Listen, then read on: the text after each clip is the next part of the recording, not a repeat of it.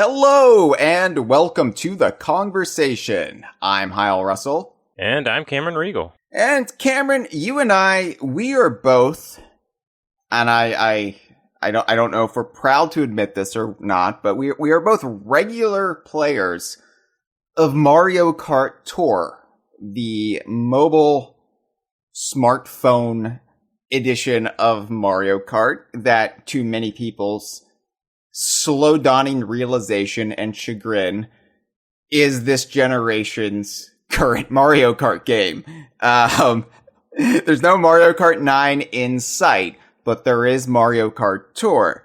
And as a result, we've been getting new content in Mario Kart 8 Deluxe that is being sourced from Mario Kart Tour. And so I thought, I haven't had much to say about the booster course pass in Mario Kart 8 Deluxe, but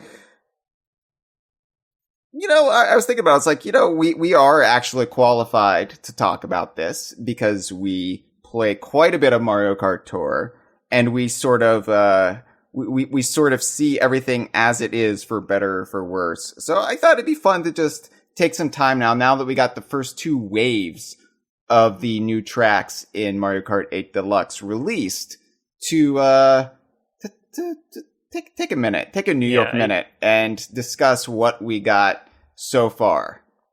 I kind of find myself surprised to realize that, yes, I am qualified to talk about this, because when Mario Kart Tour came out, and for like a good maybe like year and a half or so or more of its existence, I took like a hard line, like, do not like this stance with it. Oh yeah. But I turned around on it, and I think 90% of me turning around on it was just I upgraded to another phone in that time that could actually run the game a little bit better. Same. Well, and as I've discussed on the Kongversation, I also realized the art, the zen of understanding Mario Kart Tour and finding it enjoyable. If you're looking for an authentic Mario Kart experience, that's not what Mario Kart Tour is. But if you like the sensation of bouncing off things and building up chain combos, and most importantly, accessorizing characters with kart and glider combinations, then it becomes quite amusing. It's something you can do while you're waiting for things to process, like, say, podcast episodes that you've edited, or you're just sitting on the couch watching TV, and you could just pull out your phone and do a track or two. It's something that I've like come to terms with, like, I can enjoy this, but not if I try to enjoy it for the same reasons that I would any other Mario Kart game on Earth. Yeah. And somehow along the way, it's become the Mario Kart game that I played the most. Probably sheer hours that I put into this. Mindless hours where I'm half distracted. But, I have to admit, I've gotten quite into just the routine of Mario Kart Tour, so... All that said, I have taken a hardline stance. I do not want to give this game one red cent of my money, so I have been extremely free to play with it. I did the free trial of the gold pass they give you once and then canceled it. If I was to buy anything in the game, it might be a gold pass one of these days, but no, I'm kind of hardline. Sea of Thieves is the only monetized game I really want to engage terribly much with right now. Yeah, and meanwhile, I spent $39.99 on Dixie Kong. In my defense, it was Dixie Kong. We'll get into it, but I can't say I wouldn't spend $40 on her in Mario Kart Tour. Mario Kart 8, I might. See, I do spend money. I do have the gold pass, I have to admit, because it's not that much money a month, but I only go for the big monetized purchases if it is Donkey Kong related, because I'm a mark. And I'm thinking, my thought process is, right, this will be me showing Nintendo that I'm willing to pony up the cash for Donkey Kong. So I've bought Dixie Kong. I bought the DK Maximum, the like varnished wood version of the DK Jumbo. I bought that when it was $39.99 in the shop. I know it's disgusting and it makes me look like a fool being taken by con men, but you know what? I'm a fool in love for everything Donkey Kong. So I'd at least say, if you're getting into, like, for the sake of our audience, if you're getting into Mario Kart Tour, exclusively for Donkey Kong content, like, the later you join into the game, the better, because a lot of the Donkey Kong content has been in the game so long that it just regularly shows up in the shop rotations of things you can buy with the normal currency you accrue from just playing the game. Yeah, I've seen Dixie Kong come around like 4 to 6 times since I spent real money on her. I'd say like Dixie and Funky like come around maybe like once every 1.5 months now. It feels like either Dixie or Funky, and the DK Jumbo and the Barrel Train show up. It feels like once a month or more. Yeah. Or like maybe even like once a week. Yeah, where is the original Rambi Rider, Cameron? Because it never shows up. It never shows. I've been playing the game for 1.5 years now, religiously, and I have not seen it once in any of the pipe rotations. I almost have to wonder, like, did somebody accidentally like comment out a 1 or something? Yeah, that's get what I'm show up? It's getting to the point where I don't like this. This isn't like Rare or Platonic, where I can just drop a line either with the studio publicly or with people I know at the studio and ask them this. This is Nintendo, so there are, you know, brick walls upon brick walls to get any access to them. But I do want to publicly question the Mario Kart Tour Twitter and be like, hey, did you accidentally, screw up some code so the Rambi Rider isn't appearing? Because I haven't seen it in 1.5 years. And I feel like we at DK Vine are the only people, like we on staff and also the readers and, listeners to the show are the only ones who will obviously notice that hasn't been showing up because we want it so badly. Yeah, it's not even showed up in the like pay $40 for it shop. Yeah, it's not one of the high end carts. It's like mid tier cart where most of the mid tier carts, aside from some recolorings, are all they all show up on the regular. So I think when they added the Rambi Runner or something went wrong, and the Rambi Runner being the high end like whiter version of the Rambi Rider. But anyway, that's something I can pursue in my free time when I'm not doing a podcast. And when I'm not... I think we're getting so far off course that Lakitu has to come and pick us back up and put us back on task. Yeah, so the task being some due diligence. So, if how you've got here you haven't a clue, here being a decade-long Donkey Kong universe-centric podcast, then you very well might have been wasting away in a city or town known for their tequila-based cocktails. But it's just as likely that you got ripped on the cool yellow liquid of country rock Gulf Coast pioneer Jimmy Buffett. And I'm here to tell you that Jimmy Buffett's Land Shark Island-style lager lives up to its name, and that it's a lot like having Snacker the Shark from off of Banjo-Kazooie's Treasure Trove Cove, and that one little area of Rusty Bucket Bay with the Jinjo on the dinghy, pursue you even after you've gotten back on shore. And then he keeps at it, through Grunty's lair, and even back home to Spiral Mountain. You just can't get away from Snacker. Might as well let him eat you. Jimmy Buffett's Land Shark Island-style lager. It leads me to make very bad financial decisions while playing Mario Kart Tour. Also, just want to give a shout out to our Twitter page. DKVine on Twitter, at DKVine. If you get stressed out by social media and you want some Donkey Kong, rare, or platonic goodness in your feed, be sure to follow us. Follow us on Twitter. I tweet every day. I'm on there. Usually nonsense. Sometimes, cool factoids about the DKU. So give us a follow. Thanks. All right, Cameron. Mario Kart 8 Deluxe and Mario Kart Tour. So for the first time ever, it seems like we have two active Mario Kart games that are in dialogue with one another. We've never had a situation quite like this in the past.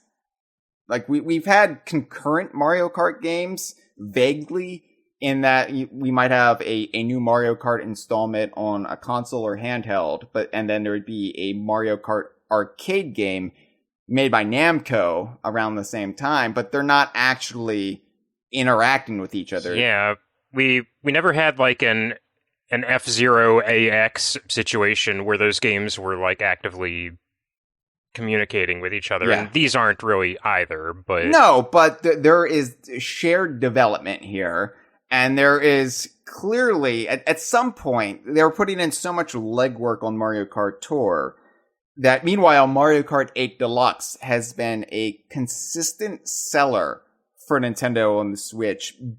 Surprisingly so. It seems to be like the killer app that everyone wants to have when they get a Nintendo Switch. And I'm not including myself in that. Like, I have Mario Kart 8 Deluxe, obviously, but it's not something I religiously play like I do Mario Kart Tour. When I'm playing my Switch, I prefer to play something like Tropical Freeze on the Switch, or Mario plus Rabbids Kingdom Battle, or, Super Smash Bros. Ultimate, or Yooka-Laylee and the Impossible Lair. I can't say, I think I got my fill with Mario Kart 8 on the Wii U. So I feel pretty much the same way. I have Mario Kart 8 Deluxe on Switch now, but I didn't buy it until around the time this Booster Course Pass was announced. And it just happened to... So what happened with Mario Kart 8 Deluxe was, when it was announced and they started going over all the new features, I got excited for probably the same reason you did, thinking, oh, they're adding a bunch more new characters. Well, here's the second shot for Diddy to get into the game, because it was really distracting that he wasn't in the original, and now they have time to course correct that, and they did not. Yeah. So I kind of stubbornly dug in my heels for years with the thought that I'm not paying full price for Mario Kart 8 twice if they're not going to put Diddy Kong in the game. Right. And what finally got me to relent was the combination of announcing this, which I knew would suddenly get a lot more people playing Mario Kart 8 again. Also my own curiosity of, I'd like to play some of these tour tracks on a console. And around the same time, for maybe the only time I can think of, Mario Kart 8 went on a significant sale, and I don't mean it was a lot of money off, but it was significant in that a Mario game got a sale. Right. A Mario game published by Nintendo and not Ubisoft. Without any player's choice branding or whatever. Right. It was just kind of it was kind of a reluctant, okay, if I don't buy it now, I'm never going to. So let's just rip this off. Yeah. I did, and it's I'm overselling how painful it is, because, Mario Kart 8's a good game. I like it. It is. And I think I've been on the record on this show where it is begrudgingly my favorite console Mario Kart game. Oh, I mean, not just console Mario Kart game, but I guess any Mario Kart game total. Because Mario Kart 64, I loved and held that as the high standard for many years. But I can admit that the game is flawed, heavily flawed, and in some ways doesn't really hold up, except maybe Block Fort. Block Fort has not been matched, but yeah, nothing is no battle course is measured up to Block Fort. Yeah, it's somehow still the gold standard. And obviously, the shine was pretty early taken off Mario Kart for me when Diddy Kong Racing came out. But, as far as Mario Kart goes, Mario Kart 8, character selection notwithstanding, I think is just the best Mario Kart. It's the most fair as far as the items to actual racing ability ratio goes. It's got it had the best track selection already. And of course the graphics were just out of this world for a Mario game. And a Mario Kart game at that. But yeah, I was especially shocked by that when it came out, because I'd kind of resigned to the idea that, like, ever since Double Dash, well, Mario Kart games just aren't going to be the best looking games on any system. And no, they knocked it out of the park. You can feel the effort in that original Mario Kart 8 release to push the envelope, and it really pays off. It's still a very pretty game, even though it's creeping toward a decade old. Yeah, right.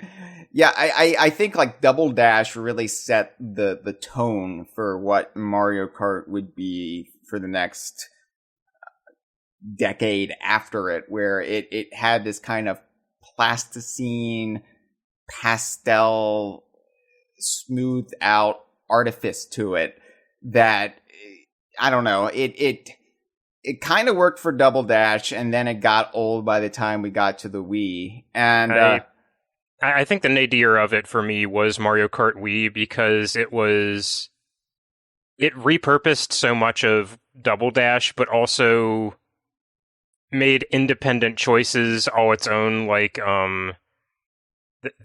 there's a lot of like awful lighting and bloom in Mario Kart Wii that does not mesh with the pastel Mopoly stuff from Double Dash. But right. Yeah, I just kind of resigned to like, okay, well, Mario Kart's just going to look like this forever. And no. Yeah, Mario Kart 8 came out, and what really impressed me, and this was at 2014, so this was post-Tropical Freeze, but this was like right around the time where I was also just, I think, at the tail end of my cynical years, and I don't know, it took a lot to impress me, right?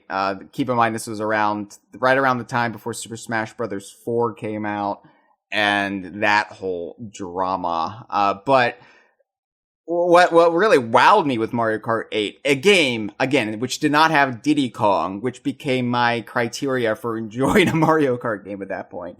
What impressed me about Mario Kart 8 was it's the first time I really felt like the Mushroom Kingdom was a real tangible place that I could visually like imagine visiting.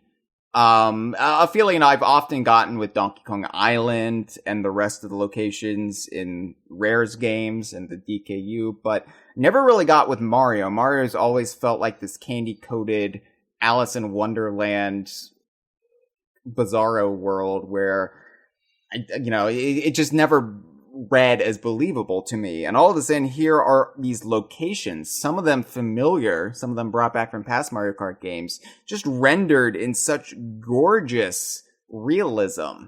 I mean, they're still cartoony, but it's the kind of like that rare level of realism meeting the cartoon realm and creating something that's sort of heightened, but something that you can tangibly sort of feel in your bones. That was right, what Mario Kart 8 was. Right, taking something fanciful and hyper stylized and making it look real. Yeah. And it's not just like the level of texture detail and model detail, but I realized this revisiting some of the old tracks in preparation for this episode. There is so much stuff going on in the background in Mario Kart 8 that is so incidental that, like, consciously you're not even going to pick up on it racing around. Yeah. Like, just, like, Shy Guys, like, hanging out, like, mining or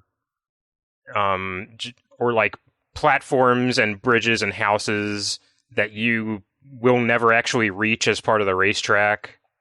Yeah, it definitely, like, one of my gripes with Mario Kart 8 is that Lakitu is very judicious in pursuing you if you get slightly off course. And I'm like, I want to explore. I want like, the thing I liked about Mario Kart 64 is that you felt like you had a little bit more freedom there. And sometimes the game would just incorporate that, like riding around the courtyard of Peach's castle. Yeah, the thing everybody remembers in Mario Kart 64 is veering off course and driving around Peach's castle. Yeah, they gate it off. They don't let you do that no more. No, they don't. But, you know, it is just a gorgeous game, and that's something that stuck with me. And so when they announce, 48 new tracks? Like, basically doubling the amount of tracks that were in the original game.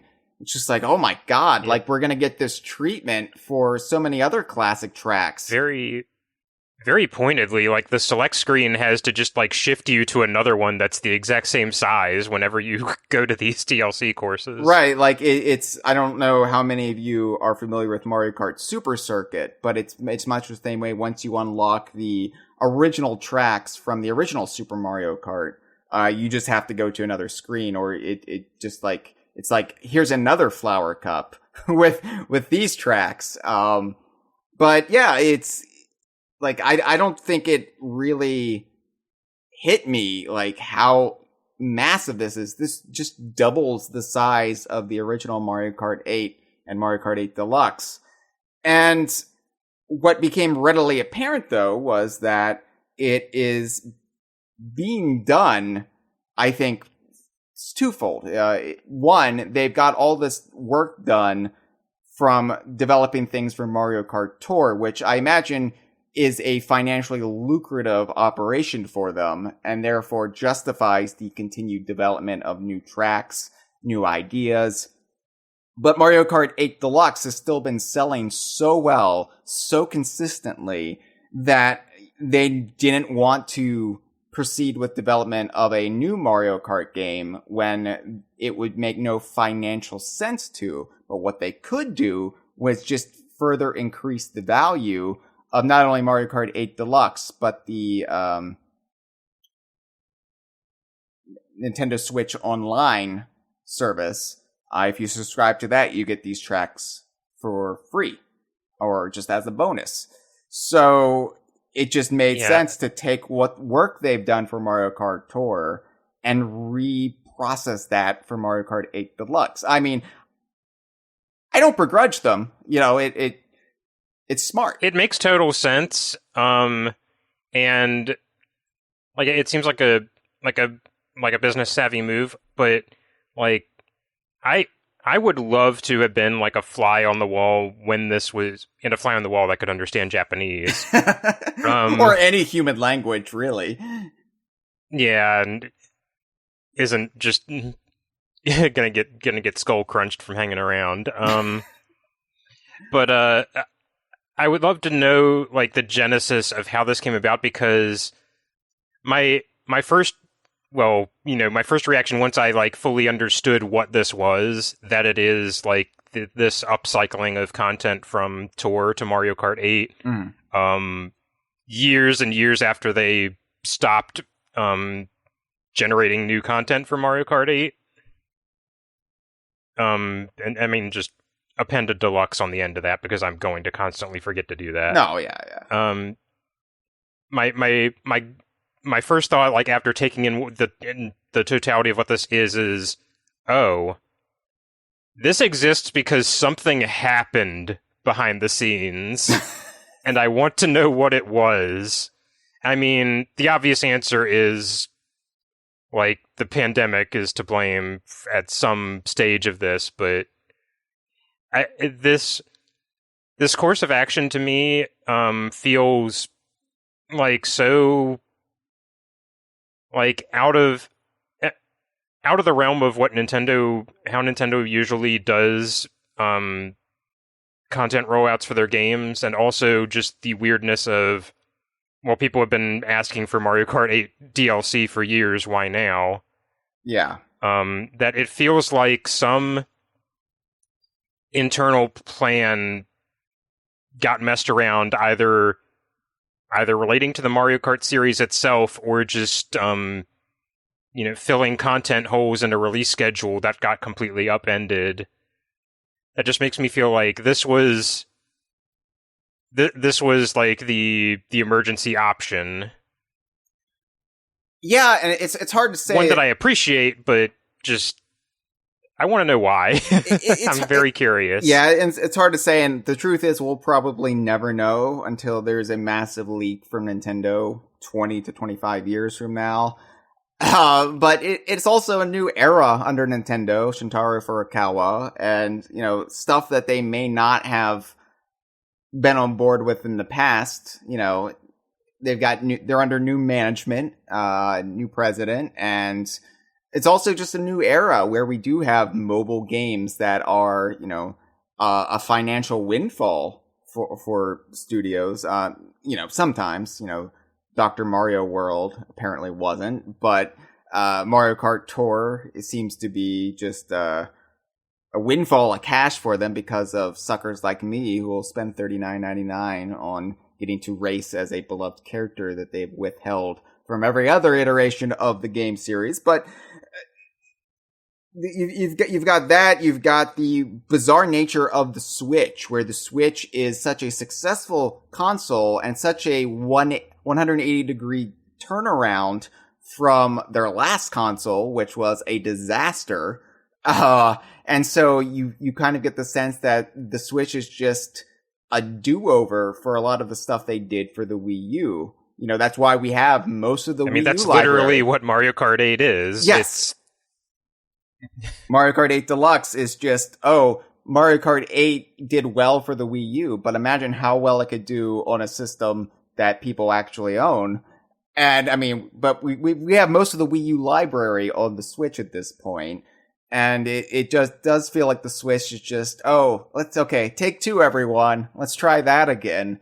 And so it feels like we've been in a holding pattern as Nintendo fans, aside from, games that have gotten new Switch-centric iterations. As a Donkey Kong fan, it's just like, we got Tropical Freeze again. Waiting on that new game, Nintendo EPD. Yeah, it's kind of upset the natural order of expectations for a new Nintendo console. Yeah.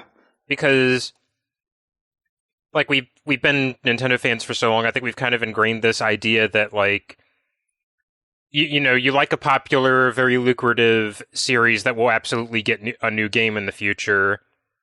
If you get an entry on that console, you just accept like, oh, okay, well we got Double Dash, we got Jungle Beat.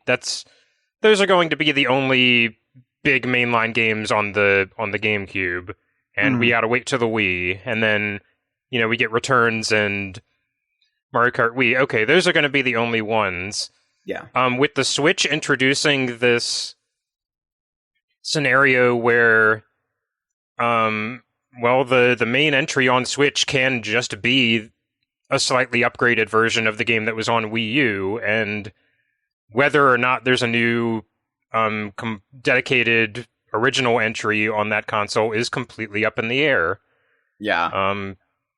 Sometimes you get it, we've had 4 Warriors crossover games on Switch.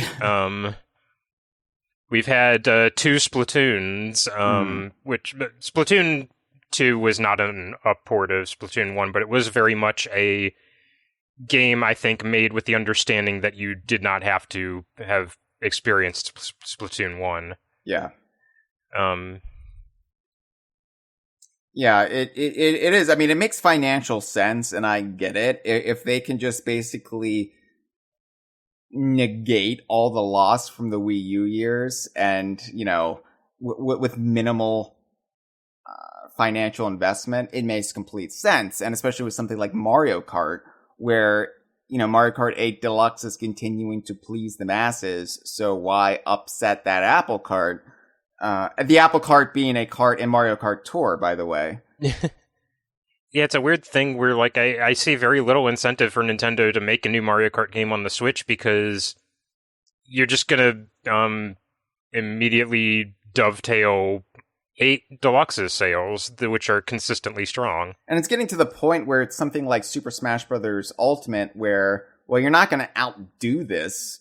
The only way to make Super Smash Bros. Ultimate better is just probably adding new content down the line, in a new console. So is Mario Kart 8 Deluxe like such a perfect Mario Kart that the only thing left to do is to continue to add new content? I don't know. I think you could probably improve on Mario Kart 8, sure, but I don't think there's any reason to go for a Mario Kart 9, because how many people on the Switch will buy that who already have Mario Kart 8 Deluxe? So I can see the method to their madness. It is, as you said, just kind of upsetting the natural order of things as a Nintendo fan, because that's not the way things are usually done. We did have the new Play Control games when the Wii came out from the GameCube, but that was just kind of, to show off the new waggleness of the Wii. And it sticks into my mind more because, Jungle Beat, we got the bongo-less version of Jungle Beat, which I feel was inferior. But, it's just uncharted territory here. And then we have the mobile market, which wasn't a thing for Nintendo, even a decade ago. And that opens up the possibility, well, hey, we've done all this work for it. What if we just upscale these tracks slightly and stick them into 8 Deluxe? It makes sense, and I can't begrudge them. I see a lot of people upset when they realize what these tracks are and why they may not measure up quite as much to the original, 48 tracks in the game. But, I can't be too upset about it, especially because they're not making me pay anymore for it. I being a subscriber to Nintendo Switch Online on our DK Vine family plan, it's like, oh wow, I'm not even paying full price for this, and I'm getting these tracks. Sweet. Yeah, and it's also, I think, underaddressed that for as much as, especially we personally always say, looking at when content rollouts for Tour, oh wow, Pauline's in this, Diddy's in this, Funky's in this, Dixie's in this, why can't they just put these things in Mario Kart 8 where I would want to use them? Similar things were being said about the tracks. Yeah. And yeah, I would like to, I was thinking I would like to play a version of New York Minute on Mario Kart 8 and not on my phone. Well, especially because the way Mario Kart Tour works, for those who don't know, is that it cycles content in and out. So you have 14 days in a tour to play a small curated selection of tracks. So when you get tracks like the aforementioned New York Minute or Sydney Sprint, they're not always available in the game. It just depends what's available in that tour. So to have those tracks then in Mario Kart 8 Deluxe means you can always play on those tracks, which is really cool, because there have been times where I'd be like, oh, I wish I could access New York Minute to get some screenshots for it. I can't do that because I don't know when it'll come back around in Mario Kart Tour. So that is the true benefit, I think, of having these things preserved in Mario Kart 8 Deluxe.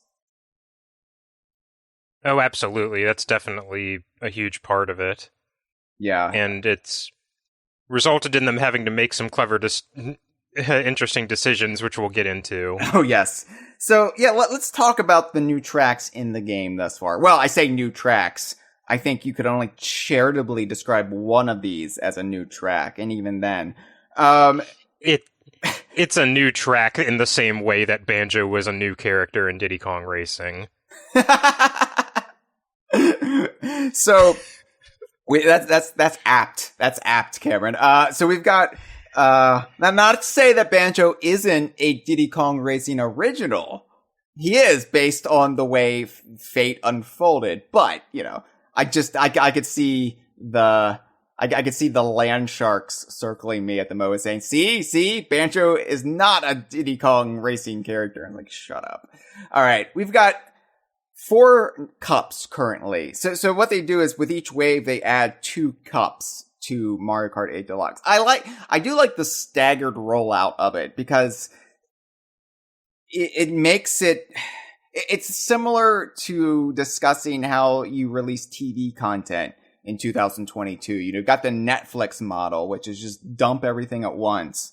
And then it becomes like a talking point for a week or so. And then people just move on, or you stagger it and people keep talking about it.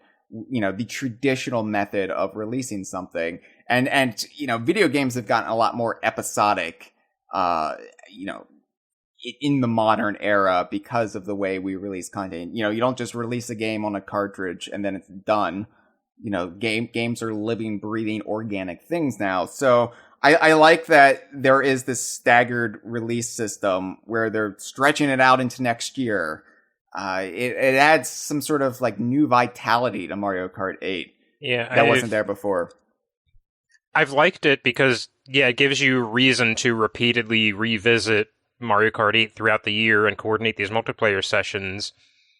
And I think the amount in which they've been doling it out is perfect, which is 8 tracks at a time. Mm-hmm. Like two Grand Prix worth of tracks, because it's not a situation where like, oh, we're going to go online and play the new track. Well, we played the new track. Right. See ya. Yeah. You actually get like a decent, like, you can get like a hour long or more like nice multiplayer session out of like playing 2 cups over and over. I have not actually played any multiplayer for this. Every time you all, arrange a session, I have plans that afternoon or I have to go do something. So I'm just like, because usually it's after our Sea of Thieves sessions when we've been playing for 4 hours already. And I'm like, that's my video game time for the week. Like I'm done. It's also, not the most convenient to coordinate sessions because, bluntly, this is a game on a Nintendo console, and it's a game on a Nintendo console made by Nintendo that was originally released in 2014. Yeah. So it doesn't have I'll give this example. I had seen the other day that you and me were playing Mario Kart 8 Deluxe at the same time. Yeah. And if this were an Xbox game, I would have just, I can hit the main button and send an invite to Hyle asking if he wants to play. And if he doesn't want to, then he can just ignore it. No such system for that in Mario Kart 8. No. It's very frustrating. And I don't know if people who are Nintendo loyalists, diehards, understand how frustrating it is when you're a regular Xbox player and you have that convenience of just jumping into a friend's game, having just instant communication with them. No such luck on the Switch. It's like if you're a person with like phone anxiety, you can just kind of distance yourself and like, oh no, I'm not asking them if they want to play Sea of Thieves with me. My Xbox is asking on my behalf. It's okay if they're annoyed at the robot. Right, exactly. Yeah. Especially since, I'm an introvert by nature and I have to really turn it on when I'm ready to talk to people, right? Like what you're getting on this podcast is me operating at peak efficiency. Once I'm done with the podcast, I collapse. I'm like, I've talked what I'm going to talk for today. I'm just going to go into my cave and read a book, but Yeah, the Xbox gives you that little shield, that little culpable deniability. It's just, oh yeah, my Xbox is asking for me. Thank you, Xbox. Anyway, yeah, I haven't played this, but I played all these tracks solo, and yeah, I like the way they're broken up because it seems like we have a healthy mix of tour originals and retro tracks that were made retro tracks by way of their inclusion in Mario Kart Tour. This is all through Mario Kart Tour, even if the tracks aren't created for Mario Kart Tour. They were still recreated for Mario Kart Tour and then upscaled for Mario Kart 8 Deluxe. Which means, to some controversy, that like a lot of the changes made specifically to Tour to some of these courses carry over. Like, Sky Garden has a like slightly simplified layout, and like a big to-do was made about Coconut Mall having ramps instead of steps, though I think that's fine. Yeah. Yeah, I mean, I think because I'm at a weird place with this because I do really enjoy Mario Kart Tour. Once you understand what Mario Kart Tour is, and you can understand how to divine joy from that, Mario Kart Tour becomes just good, silly fun. But also, I have no great like fidelity to Mario Kart tracks beyond a select handful. Like, I'm not like, oh, they butchered Coconut Mall. I don't really care about Coconut Mall.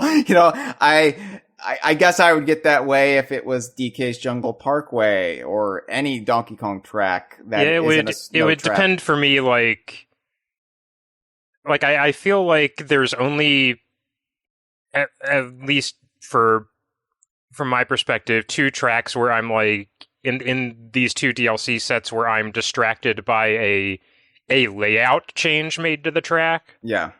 But otherwise, like, if I just, I accept these things look the way they do because they're from Tour, but like I like Choco Mountain. I'm not, when I'm on Choco Mountain, I'm not constantly thinking, this is from a mobile game. Right. This wasn't made specifically out of the bones of the N64 course I love so much. How dare they? Yeah, I still get the same vibes I get from the N64, basically, when I'm playing Choco Mountain in 8 Deluxe. Even though, yeah, it's clearly the Mario Kart Tour version. There is, some give or take here. Some tracks, I think, work better with this method than others. I didn't even 100%. I didn't even really notice Sky Garden because, I'm used to Sky Garden being just flat from Mario Kart Super Circuit. So to have it be this, like, more dynamic track as it is in Mario Kart Tour, like, I'm not noticing, they simplified it because it seems more complex to me. I don't know. And, like, that's a thing in general. Like, these courses do lack the complexity of a homegrown, like, Mario Kart 8 Deluxe course, or Mario Kart 8 course. But, that doesn't mean, like, Tour doesn't slouch on its track recreations. It has to optimize them for a phone, but right. It's doing interesting things with it. Like we're not going to get Baby Park in this DLC set because Baby Park's already in Mario Kart 8, but it reinvents Baby Park in a different way than Mario Kart 8 did. Yeah. Yeah, and like Mario Kart Tour is designed for more bite-sized sessions. In fact, races are only 2 laps in Mario Kart Tour, which I have to admit I've kind of grown to prefer, because when I'm playing Mario Kart 8 Deluxe, I'm like, this is taking forever. Like, it's given me this this attention deficit disorder when it comes to Mario Kart. I think flipping back and forth between the two, there was like so much I have to like unteach myself. Oh yeah, do you drive off the course at all times in Mario Kart 8 now? I drive into the grass and wonder like, oh, I'm slowing down instead of it auto steering me back on course. Or Lakitu has had to pull my ass out so many times because I just think the game is going to protect me. The biggest things I've like generally have to adjust to are that items don't automatically drag behind you when you get them. So like if I have to block a red shell and I have a green shell in my hand, I have to remember, I have to actually hold the button down for this to block. Mm-hmm. Or I have to manually expend all my items. They don't just reset when I go collect new ones. Yeah. Yeah, I have to admit, like, Mario Kart Tour, like, I'm not a great Mario Kart player by any shakes. I've never been great at Mario Kart, but Mario Kart Tour has utterly ruined me. So to the point where whenever you all send me an invitation to play Mario Kart with you, I want to, but then I'm like, well, I'm gonna lose. I'm gonna lose because Mario Kart Tour has coddled me. and I just don't have the survival skills anymore. And it's especially like mentally confusing on these newer tracks because they still look like they do in Tour, I'll be confused thinking one way. I had even a very funny moment just going back to these like games with disparate content from each other but also sharing it, where I'm racing on a track in Mario Kart 8, and all of a sudden, I just have like a minor freak out, and I think to myself, what the fuck was that, Link? Completely forgetting that Link is in Mario Kart 8, because I'm still in Mario Kart Tour land where they wouldn't put Link in the game. Yeah, and it's frustrating for me because like my go-to racer in Mario Kart Tour, if I don't have any better options as far as like what the favorite character is, I usually go with Dixie Kong in the Banana Master Kart. And so it's so weird not to be able to just fall back on Dixie Kong and the Banana Master Kart, and now I'm driving Donkey Kong in a fucking Mercedes. And it's bizarre to me because I'm so used now to having all of this content in Mario Kart, and it's just like, I guess I have to use Donkey Kong and a Mercedes. That's the most DKU thing I can draw upon here. But I don't want to just go into every track. Well, like, yes, Toad Circuit compared to the way it appeared in Mario Kart 7 is different in this way and that way and the other way. That's not interesting podcasting. I mean, so many of these are just like, it looks like the one in Tour just has a bump map on stuff now.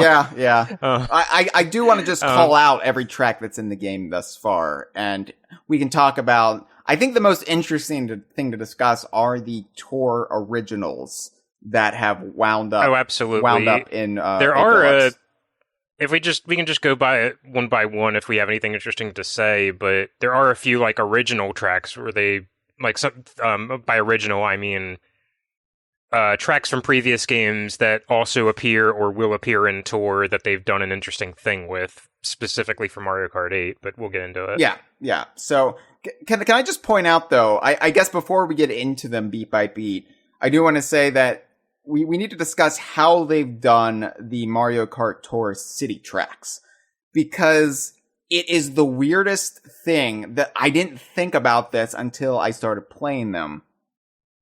So the way Mario Kart Tour works with a lot of its original city-based tracks, which are tracks based on real-world cities. So it's basically, here's Mario and Donkey Kong characters racing in the streets of New York or Singapore or Amsterdam. It's not like this isn't a cutesy like fantasy equivalent. It's not New Donk City. This is New York. This is Broadway. Yeah. You've got, this is Times Square. You've got Mario-centric accoutrements in a city. It's basically it feels like whenever there's a big sporting event coming into a city, then the city kind of adopts a lot of like the imagery of the event. Like when the Olympics come in, then the city just becomes all about the Olympics. So it feels like, oh, Mario Kart's here. Let's put up all the signage for Mario Kart.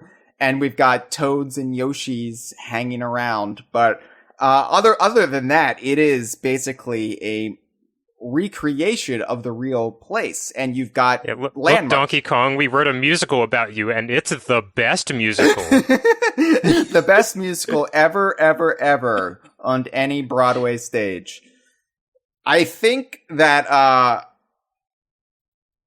obviously I haven't been to many of these cities in my life, but what it really, sunk in when I played Los Angeles laps in Mario Kart Tour, because I know LA, I've lived in LA, and I was like, oh my god, and Cameron, you've been to LA a few times for E3, and so getting to drive as a Donkey Kong character past the LA Convention Center, past the sidewalk we've all walked on, is the most surreal thing for me.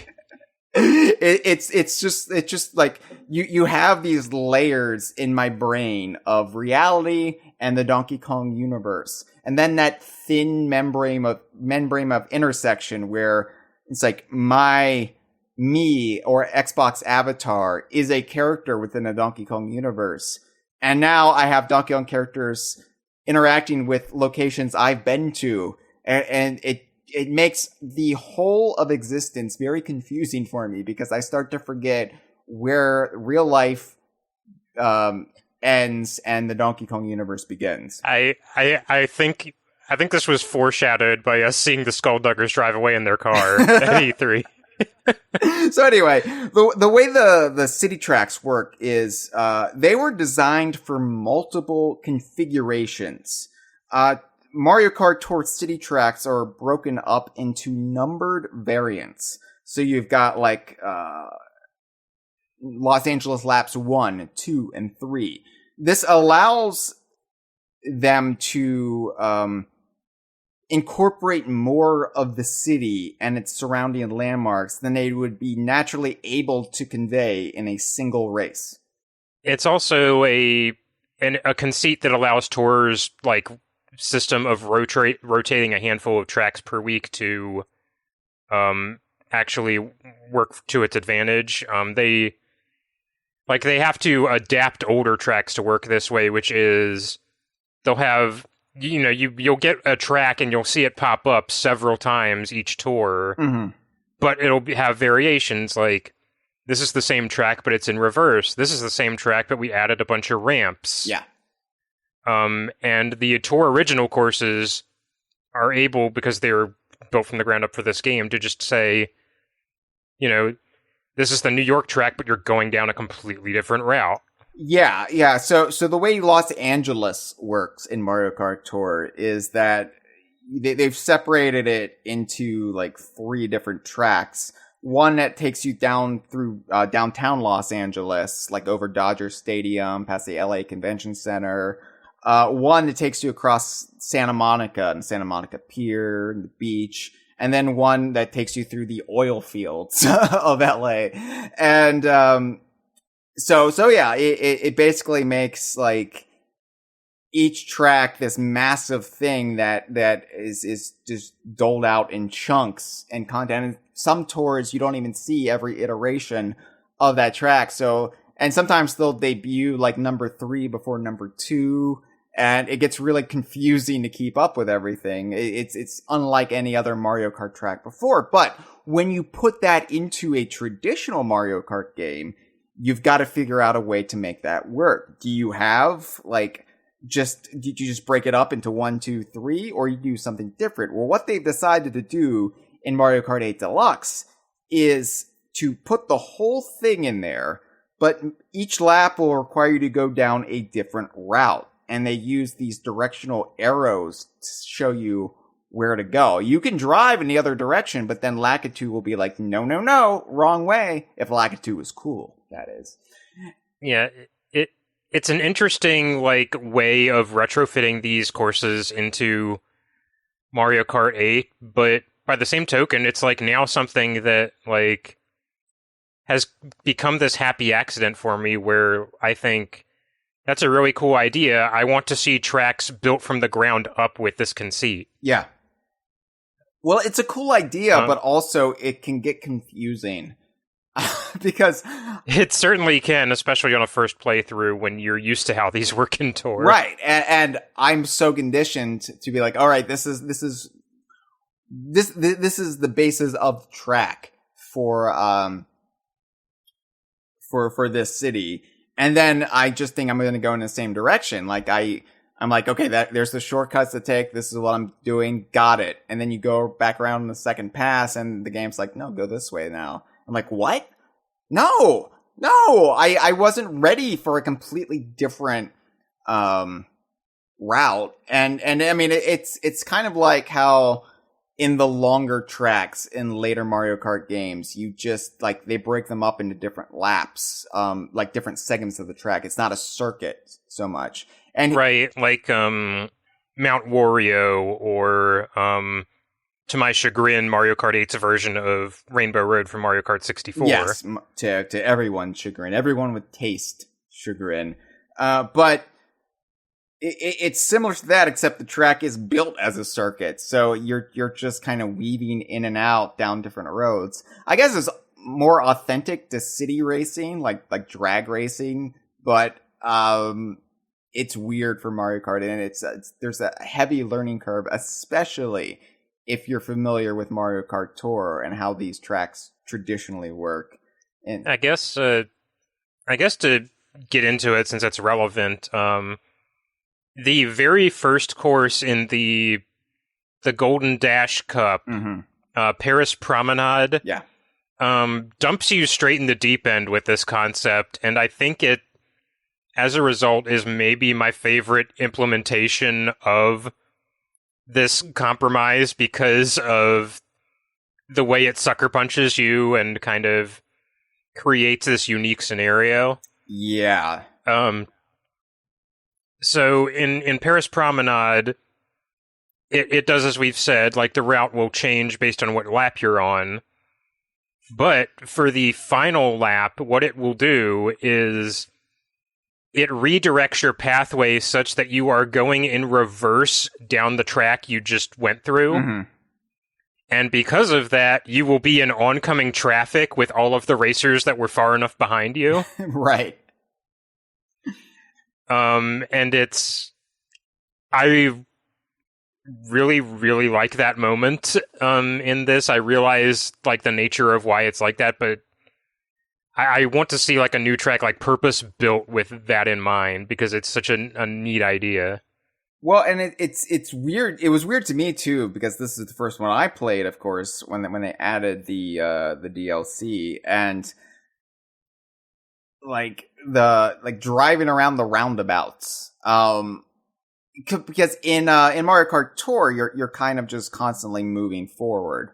And so the game's kind of got you on this like forward momentum. You don't go in reverse in Mario Kart Tour. You can't like, oh, I want to check out what's over there. You can't just like derail the race to sightsee so much. But here you could just keep driving around the roundabout forever, like if you wanted, you know. And it's weird. It was weird to me to suddenly have a greater degree of control on a track I'm quite familiar with from a game that gives you no control. It was almost too much freedom, is what I'm saying. And I think that's part of why people locked on to like the visual fidelity complaints that they did, because these are things you cannot stop and look at in Mario Kart Tour. Yeah. Like whenever I want to like highlight a specific thing in Mario Kart Tour, if I miss my opportunity on a lap and the second go around, I have to just replay the race. I mean, they're short, so it's a minor complaint, but you know, if you want to get a good screenshot, you know, you basically have to just be in the right place at the right time in Tour. Here, you know, I can just be like, whatever, just going to drive over here now, get into position, got it. But yeah, and you know, I think Paris Promenade was just a bold way to start this DLC, because it basically just shows you like how this is going to work. All of these tour tracks. It's kind of like it hits everything that you're going to have to get used to with this DLC set all at once. including something I have seen commented upon quite a lot, which is the weird sense of scale in this game. Yeah. You're kind of Banjo-Tooie sized in these tracks in Mario Kart 8, which I think it was always true in Mario Kart 8 to an extent. I've seen people point out that like all of the Yoshis and Toads and Koopas that like stand on the roadside waving at you, spectating, that you can drive up right next to them and they are gigantic. Right. Which was always true in Mario Kart 8. It always had that heightened scale, but it's just more apparent because these tour tracks are more sparsely decorated and the spectators tend to sit a lot closer to the action. Yeah, well, for whatever reason, this never bothers me, probably because I was weaned on Rare and Banjo games and... Right, and of course, like, things like, city buildings with like, oh, that door is 4 times taller than my person. Yeah. Yeah, I'm perfectly fine saying the Yoshi and Toads are just standing up really straight. I feel like I'm so used to this in any game, like, I'm used to it in Banjo-Tooie. I'm used to it in Smash Brothers, coming at it from the opposite direction, where like, Diddy Kong is like the size of a skyscraper tower for this 4-side stage. That's whatever. Right. Yeah, it's fine. Like K. Rool's been the same size as Diddy, and then he's been a giant later on. You just squint and it's fine. But I don't know, like I don't really have much to say about Toad Circuit or Choco Mountain, also from the Golden Dash Cup. Yeah, I feel like these are so faithful to the originals, even accounting for being rendered in Tour's art style, that like, there's just not a lot to say about them. I race on Toad Circuit, I just think, yeah, that's Toad Circuit, all right. I race on Choco Mountain. Yeah. I think, yeah, that's Choco Mountain. I guess I will point out and just because I feel like of all the visual complaints I saw on social media about these courses, there was one thing that did bother me that I didn't see a lot of people bring up, and I only bring it up now in service of ultimately complimenting what they did with this DLC. Which is, so in the base game, they have a neat little visual flourish where if you drive on a track with either a dirt road or a snow road or some sort of surface other than asphalt or stone, your tires will slowly accumulate like dirt and particles on them. Yeah.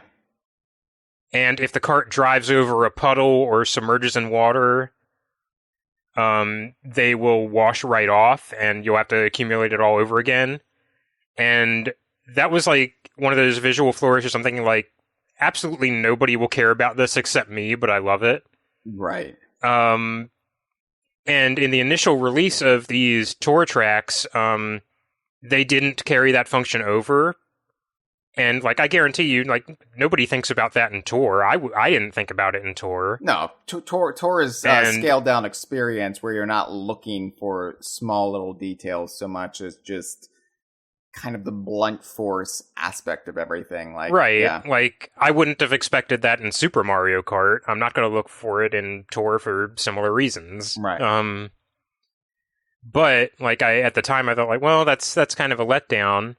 But with this recent DLC pack, they have completely addressed my issue with it. Those tracks now do have the dirt particle effects, and they will like disappear if you drive over water or do something else. And I really appreciate that. That was a nice little thing to show that they are conscious and making adjustments of that sort of thing, and yeah. I really appreciated it. It makes you wonder if it was just a simple oversight the first time around, or if they just buckled to the criticism.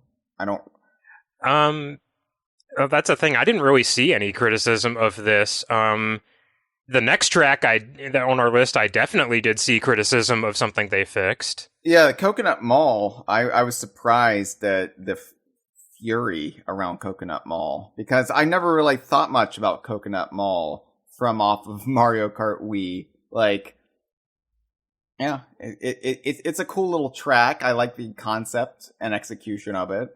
But I don't know. I didn't realize that there was this cult around Coconut Mall. I kind of had the same reaction. Like, I really, really like Coconut Mall. I've said this before. I like any time you introduce a very mundane thing into a fanciful setting. Oh yeah, and a mall is one of those. Like, oh, this is just where like a like Goomba goes clothes shopping. Then that's great. It's something I really like about Rare and Playtonic games, where they will often take the mundane,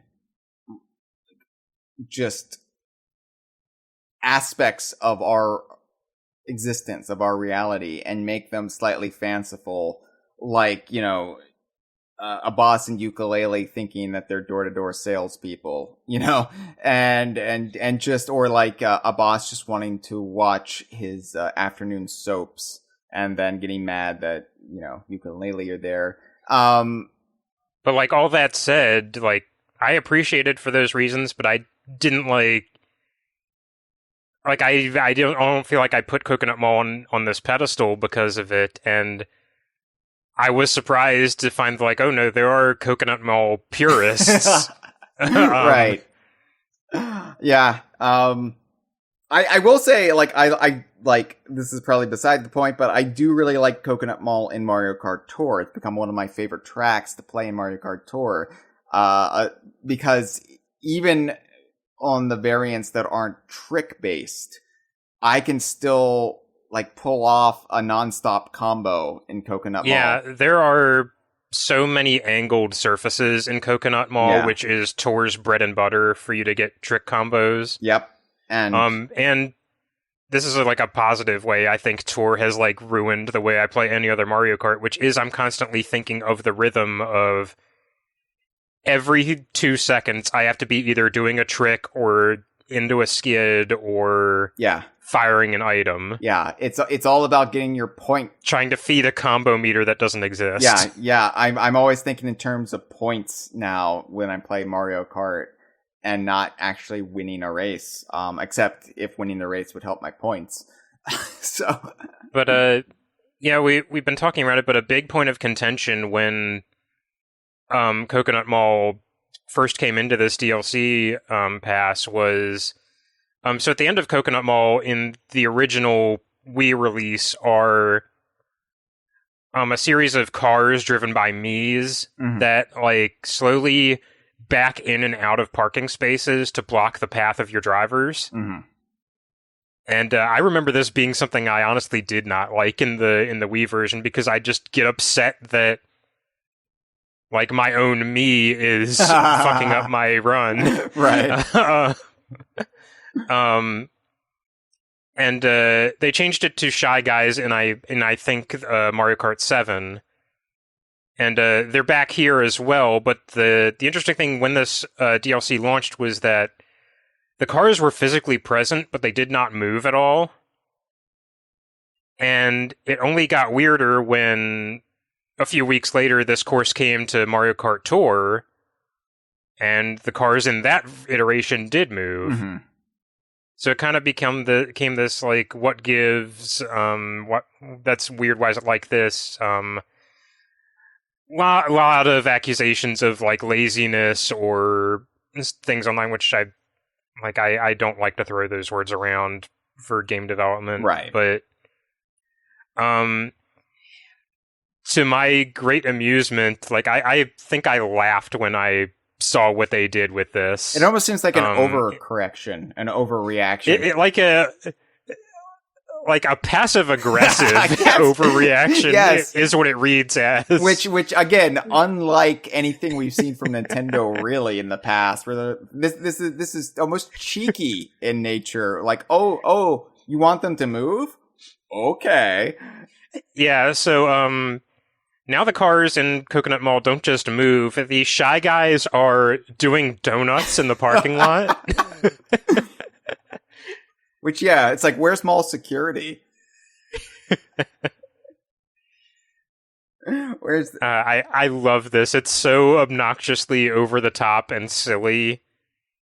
And I like it way better than them backing in and out in place. It's a lot more characterful. It is. Although I do wish, like, this would have been a good opportunity to bring back the Kremlin security guards from Donkey Kong 64 to work as mall cops. You know, give them little segues to chase the Shy Guys. I don't know. That's probably too much. Anyway, yeah, Coconut Mall. I have to just say, it's hard for me to play Coconut Mall outside of Tour now, though, because Tour has...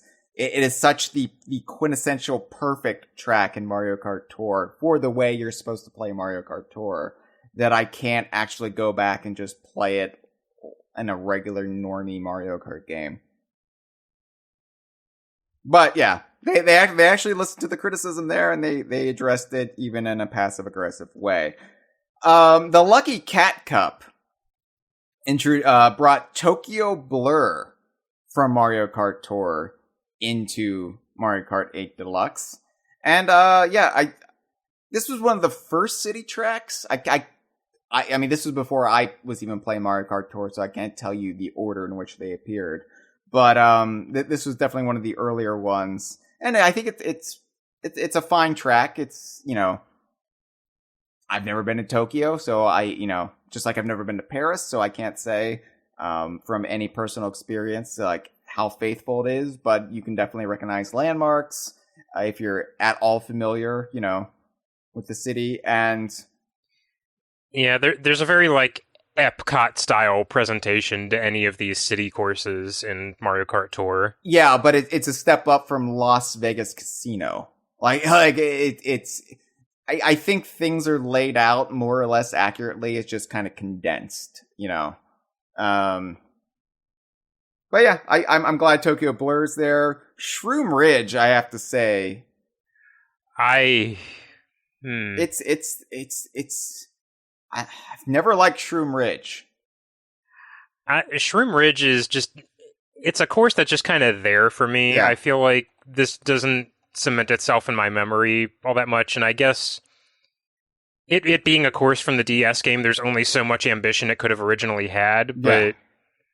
I just think of this as like, this is like Toad's Turnpike, but during the day and with more turns, so I don't like it as much. Yeah. I just remember getting blue shelled so many times on Shroom Ridge. More than any other track playing Mario Kart DS, I would get blue shelled, and I would just curse and just be like, what have they done to Mario Kart? This is just annoying, obnoxious. Yeah, it's for all the issues that I have with Mario Kart 8, even as much as I think it's the best Mario Kart game, it's the best Mario Kart game because the thing I complain about is the characters and not the... I generally associate...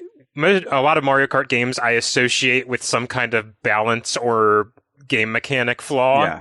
And DS is definitely one of them. Yeah. With just the omnipresence of that spiny shell. Yeah, 7 is when they started to really improve the balance, and 8 is when I think they got it just about right. And even in Mario Kart Tour, it feels just about right. Like, you will get blue shelled in Mario Kart Tour, but it's not... You will, but also coming in first isn't as big a deal in Mario Kart Tour, I feel. And even if you get blue shelled in Mario Kart Tour, it's not always a death sentence, and there's, you know... And it's liberal enough with the ways to avoid the blue shell, either the super horn or through a frenzy or whatever. Or it won't do you any harm if you've just been struck by lightning. Like there is this level of forgiveness in Mario Kart Tour that keeps the items from being overtly obnoxious and overwhelming. that definitely wasn't there in Double Dash, DS, and Wii. But yeah, anyway, Shroom Ridge, Sky Garden, we've already talked about. I don't have any issues with the way it is in this game, but yeah, if I had more affinity for Sky Garden in particular, I might mind the layout change a little bit more. Yeah, I think the biggest thing is, the Luigi Blimp is no longer there. Because the Luigi Blimp that would take off from the airport in the preceding track. Yeah, I do miss that, and I think my big observation whenever I drive on this track in Mario Kart 8 is, wow, there are sure a lot of paratroopers everywhere. Yeah. In this track. I do like that the airship is they added the airship to the 8 Deluxe version of it. I don't think it's there in the Mario Kart Tour version. You can see the airship in the background. If you want to make like unflattering visual comparisons, this is an easy one for people to latch onto, just because Cloud Top Cruise is in the primary game and is a lot more of an ambitious version of this same concept. Right. It's almost like, why did they bother with this track when you've got a superior concept, taking the general idea of this track but making it so much more fleshed out in the base game. It does ultimately raise the question, like, when this DLC pack is said and done, what tracks from Mario Kart Tour are going to be left on the table? Yeah. Because other than ones that are redundant with Mario Kart 8. Right. Or that come after the DLC is done, because they're not going to stop development for Mario Kart Tour. We're still going to get like new cities. That we know of. Yeah. Pour one out for all the Dr. Mario World fans out there. But who you can still race as in Mario Kart Tour. Right. Dr. Bowser's in the game, everyone. So I loved that the update for Tour that introduced the doctors was also the update that introduced Coconut Mall. So it was like this, these are two things that are dying. Malls and Dr. Mario.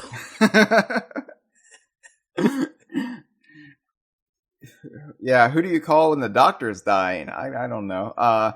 So then we've got Ninja Hideaway. And this is where it gets interesting, because Ninja Hideaway is a Mario Kart Tour original track that's not based on a city, a real world city.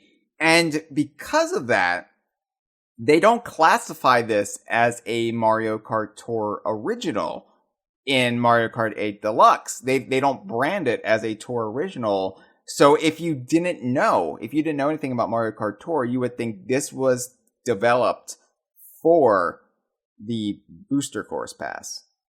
You would think this would be a Mario Kart 8 Deluxe original. It's an example of something that became increasingly common with Tour as it went on, which is it's a new course for Tour that it is not based on a real world city. I mean, it has like architectural inspirations, but it's a much more general sense. Like it's a Wario themed like series of temples. Mm-hmm. Yeah, it's this isn't my favorite in Mario Kart Tour. Whenever it's time for Ninja Hideaway, I'm like, oh, but that's also probably because Kongs are generally not favored in Ninja Hideaway, so it's a harder track for me to excel in, because I'm not gonna pick any character that's not a Kong or at worst I will pick Pauline or maybe my me, the character you, i.e. me, but I'm not gonna pick a Mario character. I like Ninja Hideaway in the sense that I like its presentation a lot. I think the temples with light Wario themed like trappings and the cherry blossom trees and like all of that is really like fun. Yeah, for sure. I think that the course works better in Tour than it does in 8, specifically because of one part, and I feel like I've seen some theorizing with this like recent update with Sky High Sunday that we'll talk about, of like, were these tracks originally made for Tour? Were they like on the back burner for 8? I do not think they were, because in addition to just look at them, that final turn in Ninja Hideaway, I feel like was made specifically in mind with the idea of Tour's like very generous auto steering. Yes. Because it is so cumbersome in Mario Kart 8. I think cumbersome is just the best way to describe Ninja Hideaway in Mario Kart 8 Deluxe. Total. Like, yeah, without the auto steering, without the game holding your hand as you go, it can be rough at times. And I mean, I really like the concept behind the track. It's a very, like you said, fun idea. And it just has all like the visual trappings that I really go for. You know, me being a child of the early 90s. This was my shit. Ninja Hideaway, come on. But you know, it's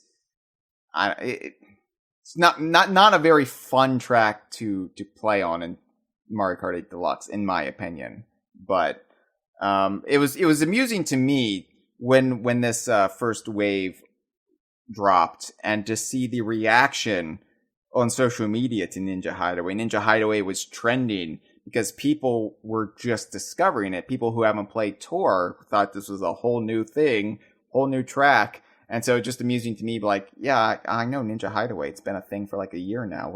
Why is everybody going, oh, okay, just the Mario Kart 8 Deluxe content just dropped. Okay. So it's unusual for me to be better informed about something in a Mario game than the masses. So I felt odd at that point. I was like, all right, I'm just not going to say anything. The Turnip Cup launched the most recent wave of DLC, Wave 2, and this brought New York Minute into the game, the Mario Kart Tour New York City track. And this was always weird to me, because it felt like a compromise between having a Big Ape City track and just doing New York City for realsies, because you have all of the Donkey Kong stuff. It is so weird that New York has been in Mario Kart twice before New Donk was in it once. Yeah. Yeah. Because you got the Donkey Kong musical, like, you've got like this whole like thing where whenever there's a new hot Broadway musical in New York City, like, so much of the personality of the city adopts that, you know, branding, and so Donkey Kong is just the toast of the town at this moment, and it's amusing to me. But yeah, you can drive through Central Park, Tavern on the Green, the famous restaurant that Louis Tully tried to get into in Ghostbusters. So that's fun. That's fun as a Ghostbusters fan to have Donkey Kong drive by that. Yeah, it's a track I was really looking forward to seeing in 8, because I think it is one of the standouts of Tour, even if not in layout, just like, oh, this is what Tour is going to be all about. I think it was the first track the game launched with. I do want to know about that Donkey Kong musical, though. Who spearheaded that? Yeah. The tagline is the best musical. The best musical. Like, get wrecked, cats. Yep, fuck off, The Lion King, Hamilton, and Wicked. Yeah, it makes you wonder, like, in universe, who is responsible for this? Where did it originate? It seems to be based on Cranky, and, you know, Cranky facing off against Mario back in the day, but it might like catch up to modern day with the modern Donkey Kong based on the branding. So I don't know. Like, who is the Do you think they got the guy from the Donkey Kong Country cartoon to sing in it?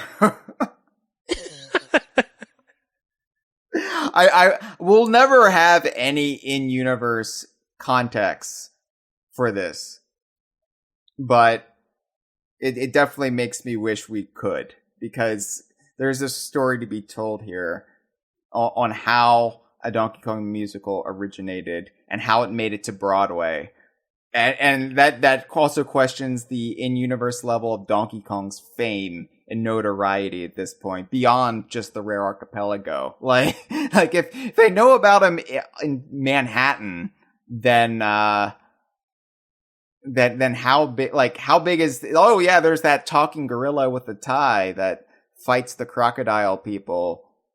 Are DK and Cranky getting residuals for this? I'm sure they're not. Like, I'm probably sure it's something like, well, they're just apes, so we can just rip them off, and they're not gonna like sue it. Like, a gorilla can't sue you in court.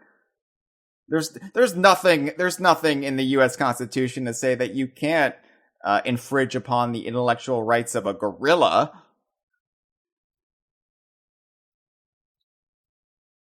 Anyway, so yeah, New York Minute's cool, I guess. It's just weird that I feel like they wanted to do New Donk City more than anything.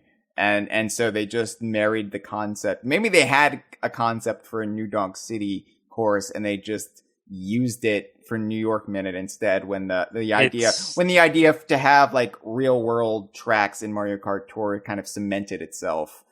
Yeah, it's a bit like like Disney owning Pirates of the Caribbean and Monkey Island. Yeah. Like you own the parody and the real thing. Yeah. And now Nintendo owns New York City. Wow. Wait, Mario Kart Circuit 3. I don't have anything to say about this one. This is a standard one. This is from Super Mario Kart, the original. This is a standard one in Mario Kart Tour. Means very little in 8 Deluxe, in my opinion. It's just one of those, very old Mario Kart tracks. Because Tour doesn't, like, it will reinvent tracks, like, significantly, but I feel like there's only so much you can do on a phone to adapt a Super Nintendo track. Yeah.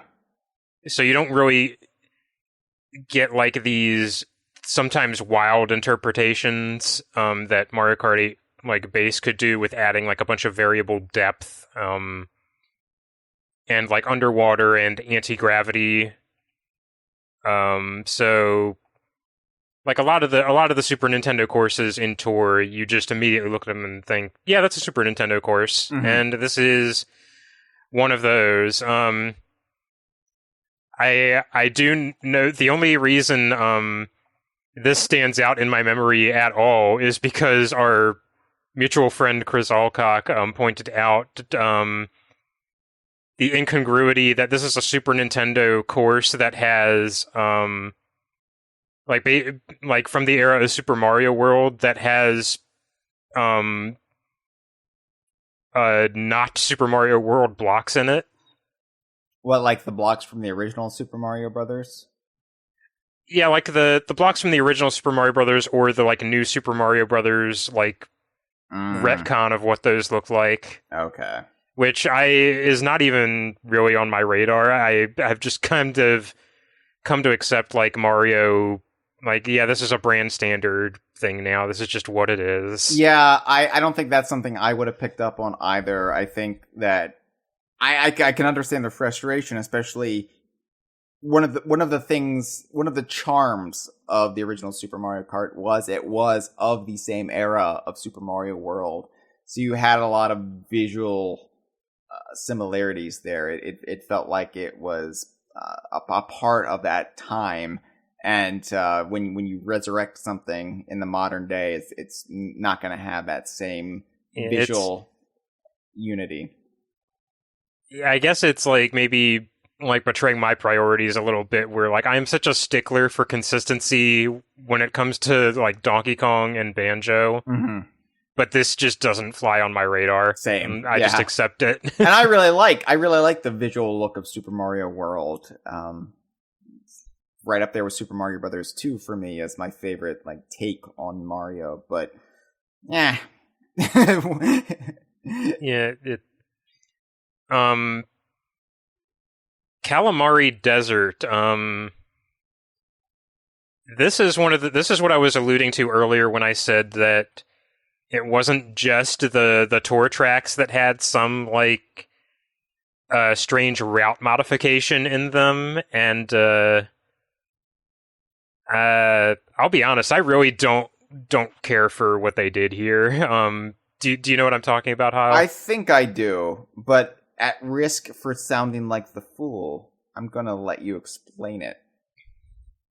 So, Calamari Desert, the N64 course, it's a desert track, and the conceit of it in the original game was that it has a train track kind of running in a circle through the course. Yes.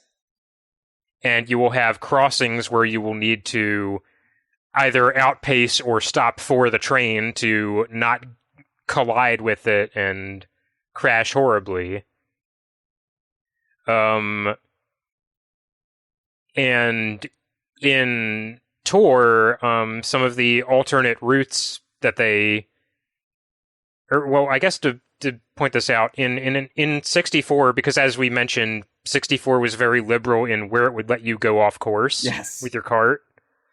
You could decide, you know what, I'm just going to forgo the track and drive directly on the train track through the dangerous dark tunnel that this train is also present in.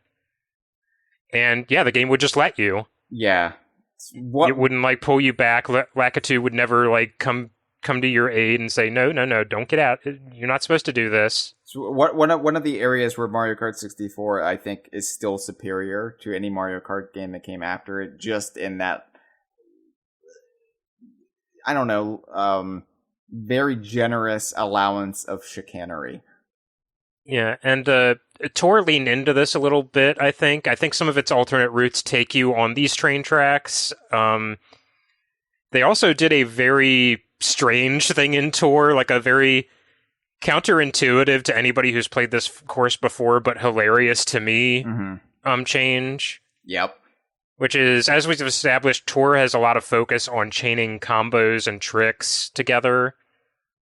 And to that end, in all of its iterations of Calamari Desert, in places normally where you would have to stop for the train because you might collide with it and stop dead in a horrible crash, the train is now sort of a moving bouncy castle that you can just do endless tricks off of, to the point that, like, no, it's a viable strategy in Tour to deliberately hit the train over and over and over again. Absolutely.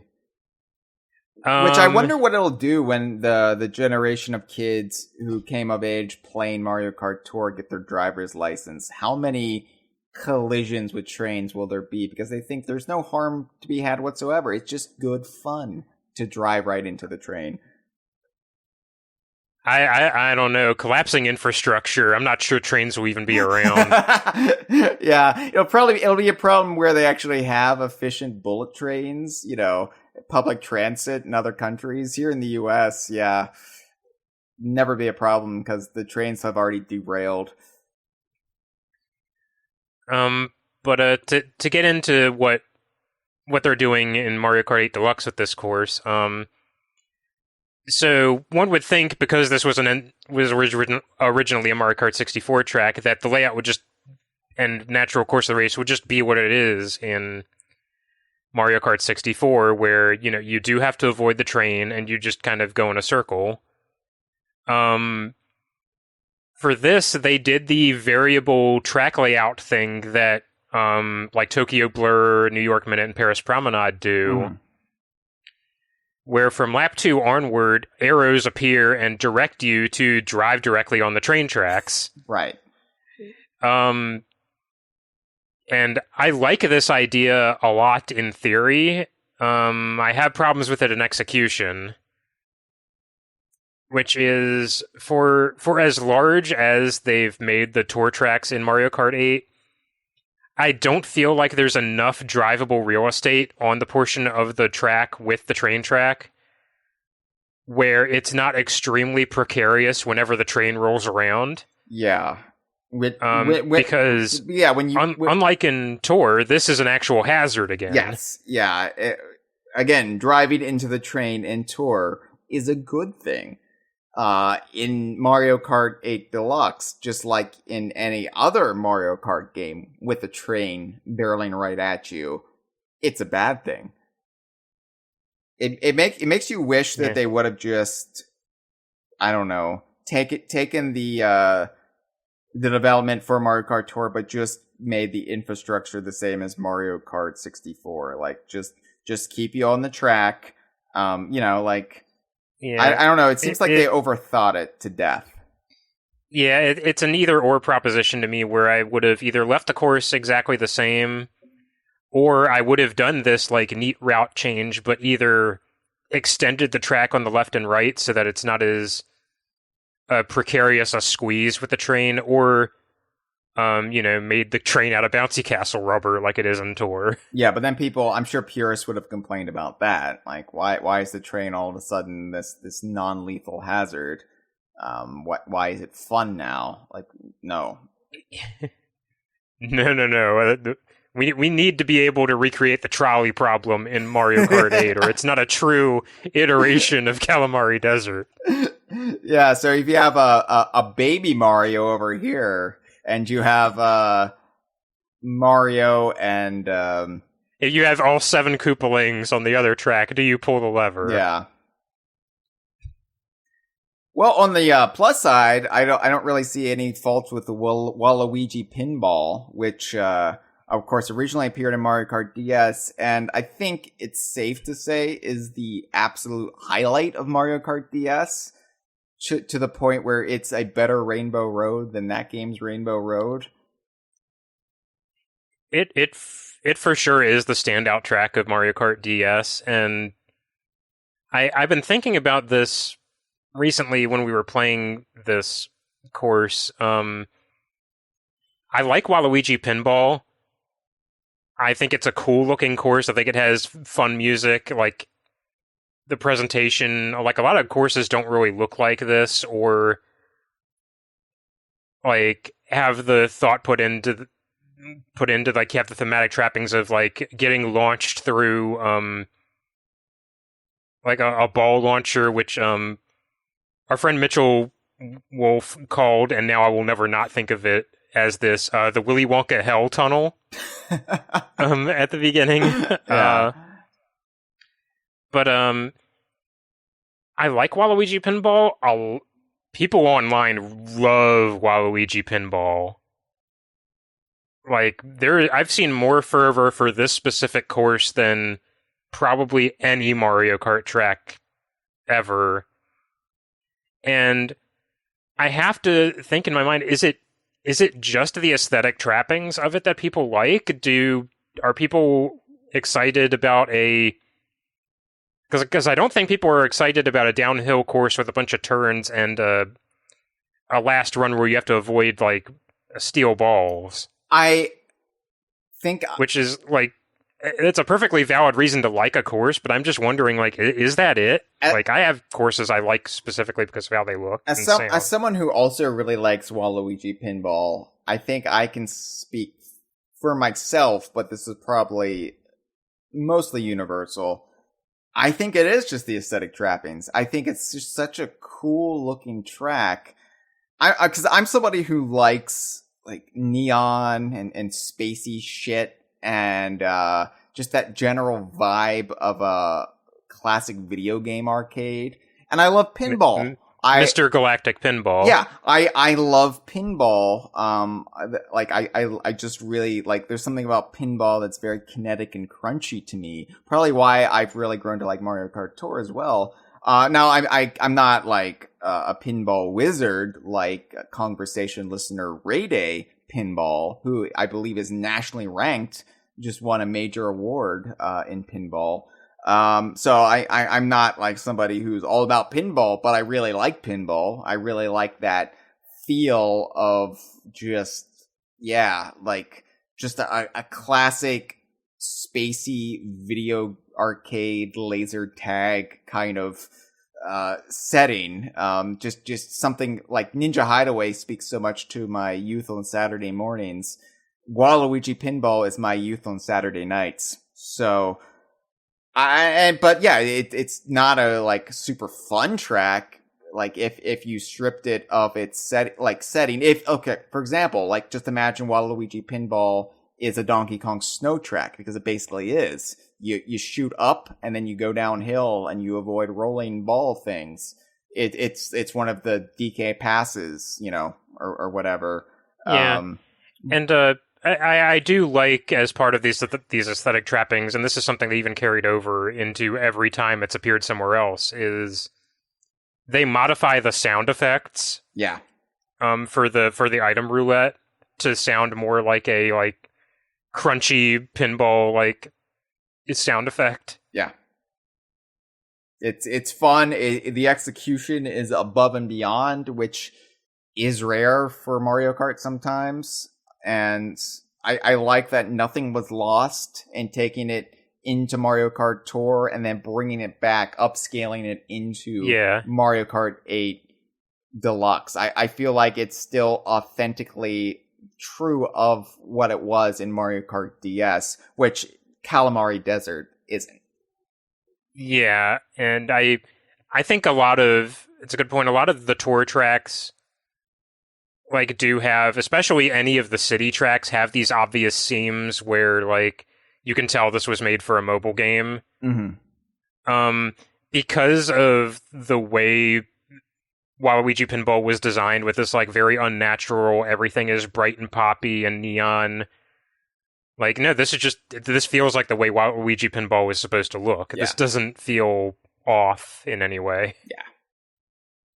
Yeah. So yeah, just a rare perfect transition, despite the convoluted origins of how it got here to begin with. So yeah, good. I'm glad Waluigi Pinball's there. Finally, for now, we have the Propeller Cup, which, can I just say, all these cups are nonsense at this point. I can't remember any of these names. I kind of love that they had to get into the weeds with Mario power-ups and items just to cover, we gotta come up with 16 more of these damn things. Yeah. I like the way Mario Kart Tour gets around it, because they just name the cups after the characters. After the base characters in the game and baby variants of them,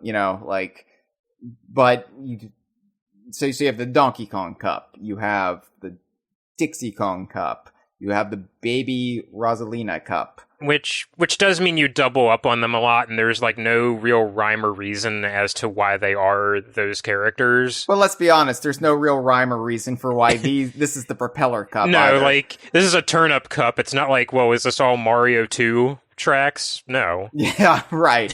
Which, yeah, I was surprised to see the Turnip Cup, by the way, because it is, they've referenced Super Mario Brothers 2 from time to time, but it's not a go-to reference. You can tell they are in the weeds at this point when they have to pull out.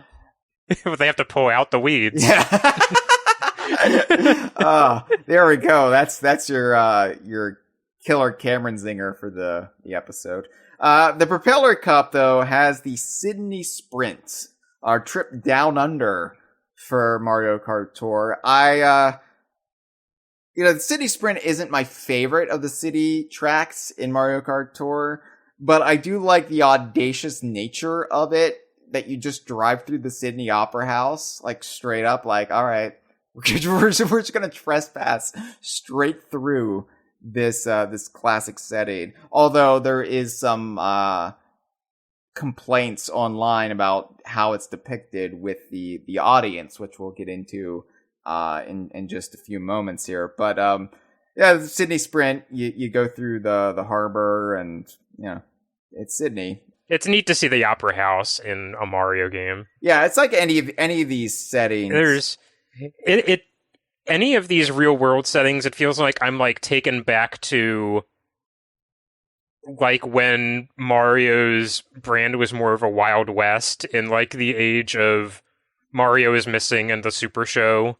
Exactly, yeah, because the Super Mario Brothers Super Show and the whole evolution of those cartoons up through Super Mario World, where it's just oh yeah, Peach wants to go to a Milli Vanilli concert in the real world, or in the on the Earth dimension, so they're gonna go through the warp pipe to go to see Milli Vanilli. Bowser has kidnapped Barbara Bush and George Bush and is about to drown them. Right, that kind of stuff, and yeah, Mario is missing, which had Luigi going through real Earth locales. It does seem like a loosening of the very tight restrictions that Mario suddenly found himself under around the time of the N64, where it's like, yeah, we can have a little bit more fun with this and acknowledge real world settings a bit, and it makes I don't know. I don't know if it makes Mario more relatable to me, but it just gives it that sense of sort of like, oh my god, I can't believe these characters are in this very familiar setting. And that must be a real trip for those who live in those cities. Like, I mentioned how surreal it was for me being as familiar as I am with Los Angeles, which I don't consider myself an LA native or anybody who's really qualified to speak on it, but I know LA enough where it was a thrill for me. So if I was born and bred in Los Angeles, then I imagine I would be over the moon for it. Like, when they eventually add Washington DC, if they ever add Washington DC to these to this lineup in Mario Kart Tour, then I think that's what will really like put me over the moon. Yeah, it's not in this DLC pass, so fortunately we don't have to have a discussion about the kind of fraught choice to have the Berlin Wall intact in Mario Kart Tour. Yeah, which I made a joke about that when they added it to Mario Kart Tour, because I think Berlin had been in there, but it was like one of the variants, one of like the numbered iterations of the Berlin track, just recently appeared for the first time, and we could actually drive by the Berlin Wall, which had womps like hiding in the Berlin Wall, trying to flatten you, and you had like graffiti on the wall that was like for burning DK. And I'm like, this is surreal. Sure, like before I mostly associated the fall of the Berlin Wall with David Hasselhoff singing on top of it, but now I think of it in terms of what Mario Kart Tour did with it. So,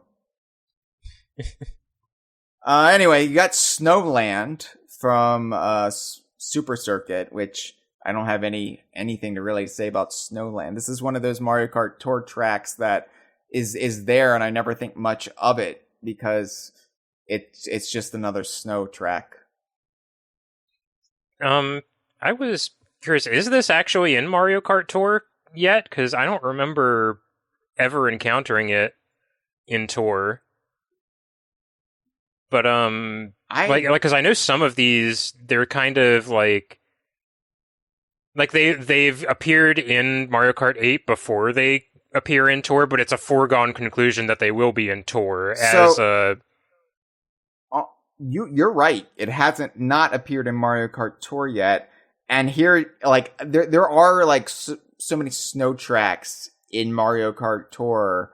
Some of them, I think, from Super Mario Kart, the Super Nintendo version, that I honestly forgot that this wasn't in Mario Kart Tour. Because it gets cloudy, too, when they add the trick variants in Mario Kart Tour with all the ramps and, like, infrastructure that isn't there normally. So you kind of lose sight of what track you're actually on. But yeah, you're right. I'm sure this will be coming to Mario Kart Tour probably around the end of the year when it's winter in the Northern Hemisphere. Yeah. But I point that out because honestly, this weirdly was a standout for me. Yeah. Of this package. I guess because it's a course I haven't seen in Tour. B, because I haven't seen it in Tour, I'm appreciating like visual flourishes and stuff they've done. Mm-hmm. Because like this track in Super Circuit, like had the very distinctive like crystalline mountains in the background. Yeah, which they've preserved here and done like kind of a rainbow thing.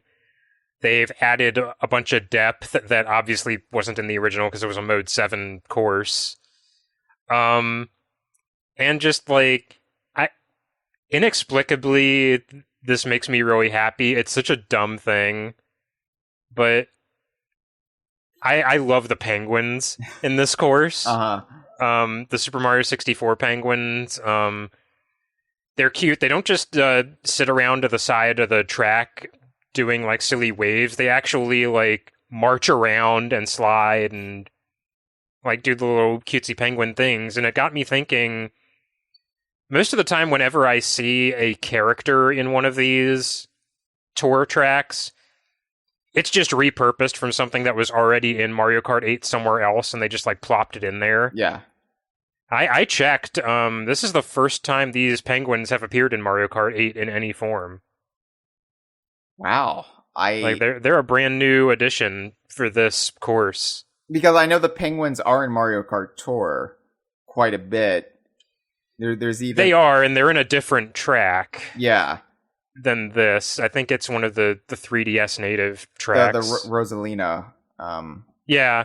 I always forget the name of that because it's like a DK. It's like the DK pass effect. Like, what does this natively have to do with Rosalina? Right. It's like vaguely in space. It's like a different planet, but it's... I guess like tangentially, something Mario Kart Tour did recently that I thought was really fun was it had one of its summer tours, and it debuted Daisy Cruise from Mario Kart Double Dash. Mm-hmm. Which was of a similar thing, like, Daisy Cruiser. Right. It was a similar thing, like, of, well, this is a cool idea for a track, but what does it have to do with Daisy other than that she's a princess and could afford a giant yacht? But in that same pack, one of the characters they added was a Sailor Daisy, and I thought, oh, that's cool. They like brought the character back around to fit with this asynchronous racetrack. Yeah, it's a really fun idea.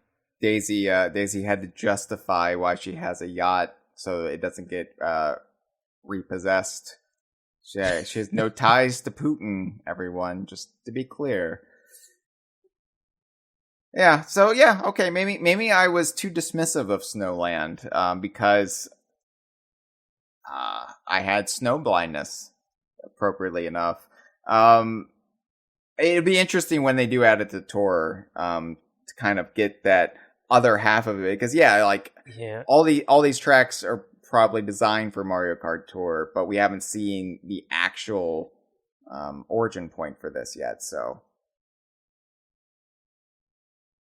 Then we've got Mushroom Gorge, Cameron, your favorite track from Mario Kart Wii. I was dreading this track. I don't know how you feel about Mushroom Gorge, Hyle. What are your thoughts on it? It's kind of boring, isn't it? Not what I would call it. Okay. I mean, to be clear, like I have very negative associations with Mushroom Gorge, and they are all to do with the original Wii iteration of the track. Okay. Because as we've kind of gone over, like every Mario Kart game has its strengths and weaknesses. And a huge weakness of Mario Kart Wii is it is kind of the nadir of item chaos, where you're getting hit with something every 3 seconds. Or sometimes 7 things all within the span of 7 seconds. Yeah. And Mushroom Gorge is a track where the gimmick is that you spend a lot of it hopping on the caps of these giant mushrooms precariously over pits. Uh-huh.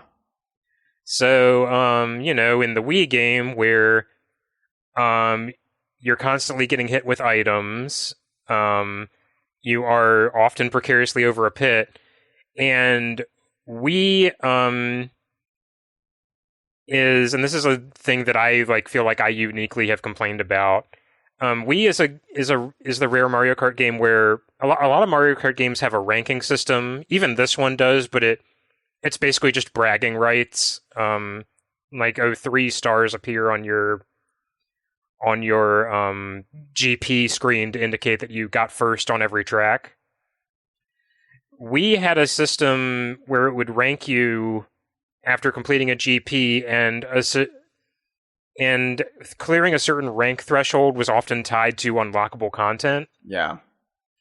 And ranking in Mario Kart Wii wasn't just based around whether you came in first place. It was also factored in how many times I believe you got hit with stuff and also had to be rescued if you went off course. So Mushroom Gorge was just the center of a lot of anger for me in Mario Kart Wii, because you'd be having a good run and you get knocked off course 3 times on Mushroom Gorge while Lakitu took forever to pick you back up and just kind of tanked an entire run, and I had a lot of animosity for it because of that.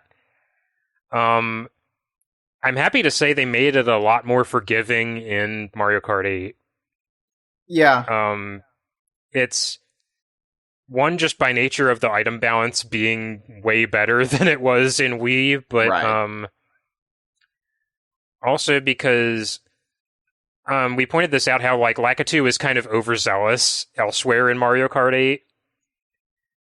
It's to your advantage in this track because he will be very eager to pick you up if you drop off the course for any length of time. And he'll also kind of reset you forward a bit more than you would have been if he just put you right back where you were. So getting hit with an item in Mushroom Gorge isn't nearly as devastating as it was in the original game it appeared in. That is true. I'm very thankful for that. It's funny for me, all the PTSD comes from Shroom Ridge, because that's where I always suffer calamity in Mario Kart DS. And for you, it's Mushroom Gorge for Mario Kart Wii. Yeah. There is no love lost for me in Mushroom Gorge. It's the best 8 could ever do was make me tolerate it, and fortunately it does. But I still kind of wince when it comes up in the rotation, just from it coming, especially it coming as the third race in a Grand Prix, set off the Kill Bill sirens in my head.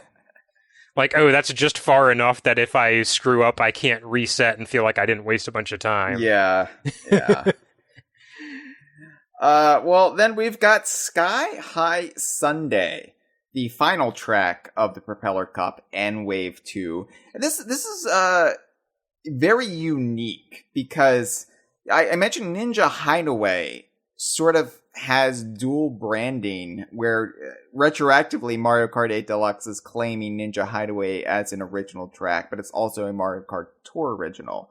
Sky High Sunday is the same, but the debut of Sky High Sunday was almost simultaneous for Wave 2 and Mario Kart Tour. It technically launched first in 8 Deluxe, but by a matter of days. And only because Mario Kart Tour updates on Wednesdays. So it just by nature of when the content rollout was, it premiered in 8 Deluxe first. But it basically was simultaneous. And so it is I think the only true case you could make for a shared track between the two, even though I'm sure it was developed for Mario Kart Tour. I am very curious if these get carried forth into future Mario Kart entries, what the official line will be where these tracks debuted. Yeah. Because I think it will, even though it's technically true that this debuted in 8 Deluxe first, I think it would bother me to call it an 8 Deluxe track. Yeah. I'm fine saying that it's a shared custody between Tour and 8 Deluxe, or I guess it would just be 8 in official designation. There are no Mario Kart 8 tracks in Mario Kart Tour, correct? Correct. There are none whatsoever. I would assume for any myriad number of reasons, which boil down to hard to run on a phone. There's no anti-grav in Tour. Yes, there is anti-gravity in Sky High Sunday in Mario Kart 8 Deluxe. It's really interesting why they did this. I don't know. I feel like it's almost done to like compensate for the way that Sky High Sunday is laid out. Yeah. In a game that like doesn't auto steer. Yeah. It's an odd sort of give and take between the two appearances of the track between Tour and 8 Deluxe. And in fact, it was Sky High Sunday that really led me to want to do this episode, because I'm like, this is interesting.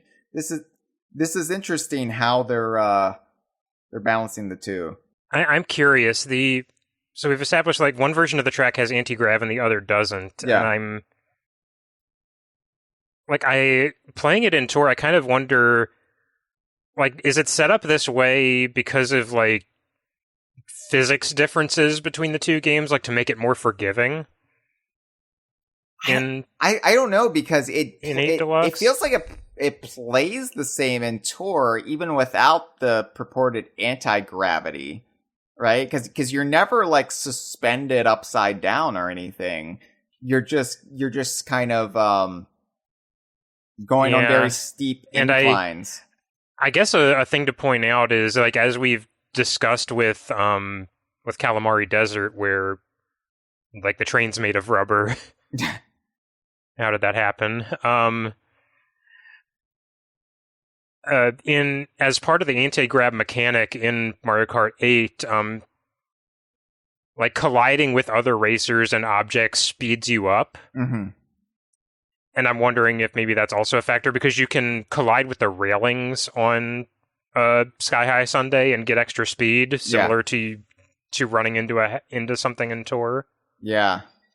And I kind of wonder if like the anti-grav was sort of this like kill two birds with one stone, get anti-grav in one of these new courses, but also compensate for some of the things Tour does and 8 doesn't with this feature that shares functionality. Yeah.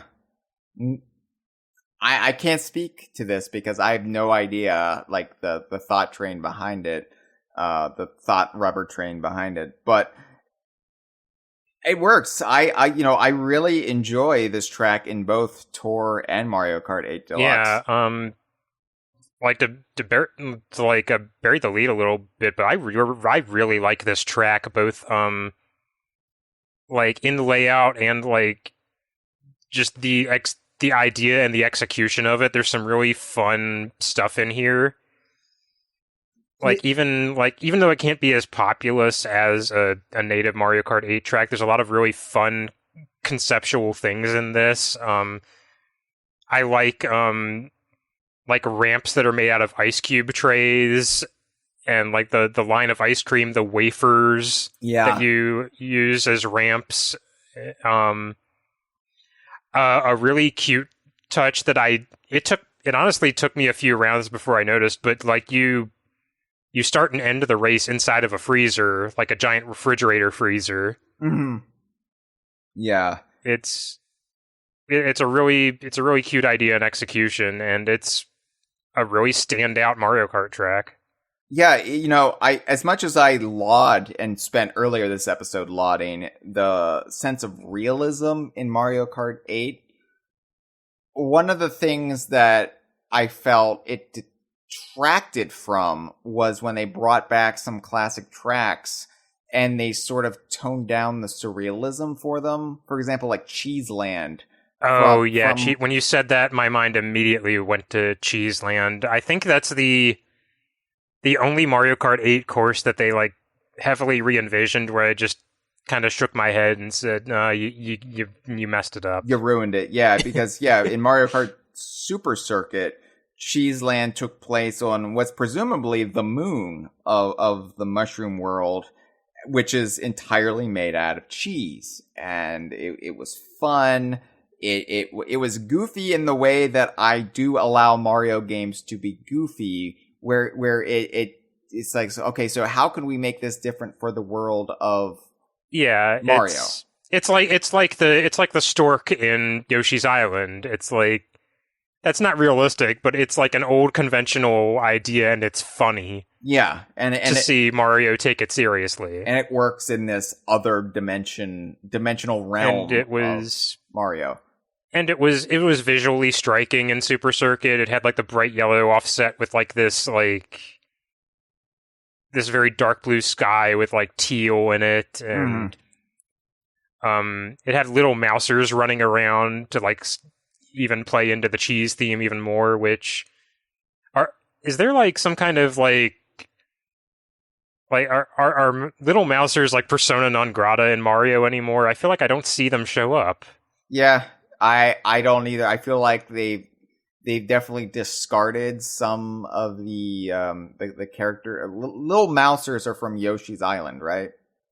Yeah. Yeah. And of course, the name is referencing the Super Mario Brothers 2 boss, Mouser, itself a very clever pun. But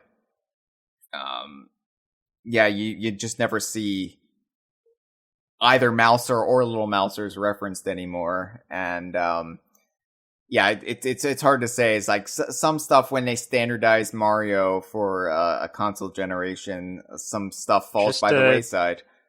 I got curious, so I took a peek over to Mario Wiki. It looks like their most recent appearance is in Yoshi's Crafted World. So I don't know if they've just been kind of like put in the this is a Yoshi enemy folder. Well, and maybe that's why we don't see them as much. Just like why critters aren't goalies in the new Strikers is because there's more consistent, like, oh, well, no, they're Donkey Kong characters, and while Donkey Kong can appear in a Mario game of this nature, let's not have critters appear, because that dilutes things. And it might be the same thing with Yoshi, where, yeah, to the layman, to the layperson, a Yoshi game is basically a Mario game, but there is stringent rules now put into place to prevent the brands becoming muddled. I don't know, but anyway, yeah, but they made Cheese Land into just a canyon, like a dusty ravine, and I'm just like, well, that's not fun anymore. It doesn't even look like cheese, really. And I guess you could squint and try to say they're the same place, but yeah, they really like dialed back the surrealism. Even like Ribbon Road, also from Super Circuit, like it's still kind of surreal, but what they did was they basically put you in a child's bedroom, and you're like, did the Mario and Donkey Kong characters shrink down, or is this a giant child's bedroom? And whereas before Ribbon Road was just no explanation, it's just an environment made out of gift wrapping. Okay. Oh no, this is just how scale works in Mario Kart. But with Sky High Sunday, we have that like level of, well, whatever the fuck. Yeah, this is just an area in the Mushroom World that's completely made out of frozen desserts. And it doesn't really need an explanation. It's because Mario, LOL. But that's the kind of thing that does work for me. As much as I do love that realism that Mario Kart 8 brought to the Mushroom World, I do like that sense of, well, yeah, but we can also be completely over the top and silly with the environments, and it still feels acceptable. And so Sky High Sunday feels like the best of both worlds, in my opinion, where we get back to that level of, like, gonzo, whatever the fuck, so random, LOL. But it still looks pretty gorgeous, even though it's just upscaled for Mario Kart Tour, allegedly. You know? Yeah, it's the sort of thing where, like, on a technical level, like, yeah, this isn't as... You can tell this is, like, optimized for a phone and not optimized for a Switch originally, but the direction is so strong... Yeah.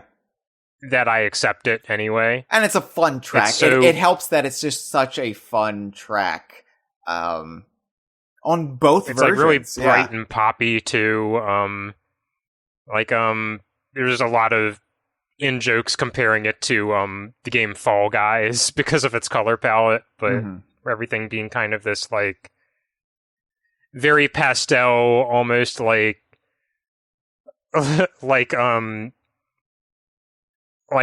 padded room kind of vibe to it. But And you know, it's funny because I was complaining about how the Mario Kart series took on a pastel appearance, starting with Double Dash through the Wii game. But here, it works because that is what it's supposed to be. This very ice cream candy coated. This is what candy looks like. Yeah, it's fine. Yeah, so it's an appropriate use of that appearance, of that look. So yeah, I love Sky High Sundae, and it's weird just how it works in both versions, and it doesn't feel like one detracts from the other. So it does feel like, did they design Sky High Sundae with both in mind? I don't know. Anyway, we've talked about the visual sacrifices that have been made because these tracks were developed for Mario Kart Tour by and large, and they have been upscaled a bit for Mario Kart 8 Deluxe with bump maps and what have you. But there is a noticeable decrease in quality from the original Mario Kart 8 tracks. And, that is a shame when you consider that was one of the biggest highlights of Mario Kart 8, was how gorgeous it looked. So to have basically the back half of the game now take a little decrease in quality.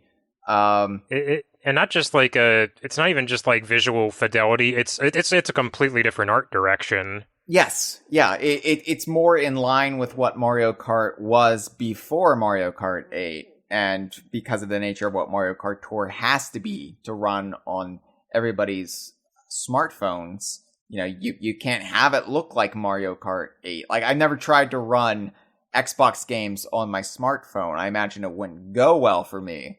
But you played Sea of Thieves on your phone recently, didn't you?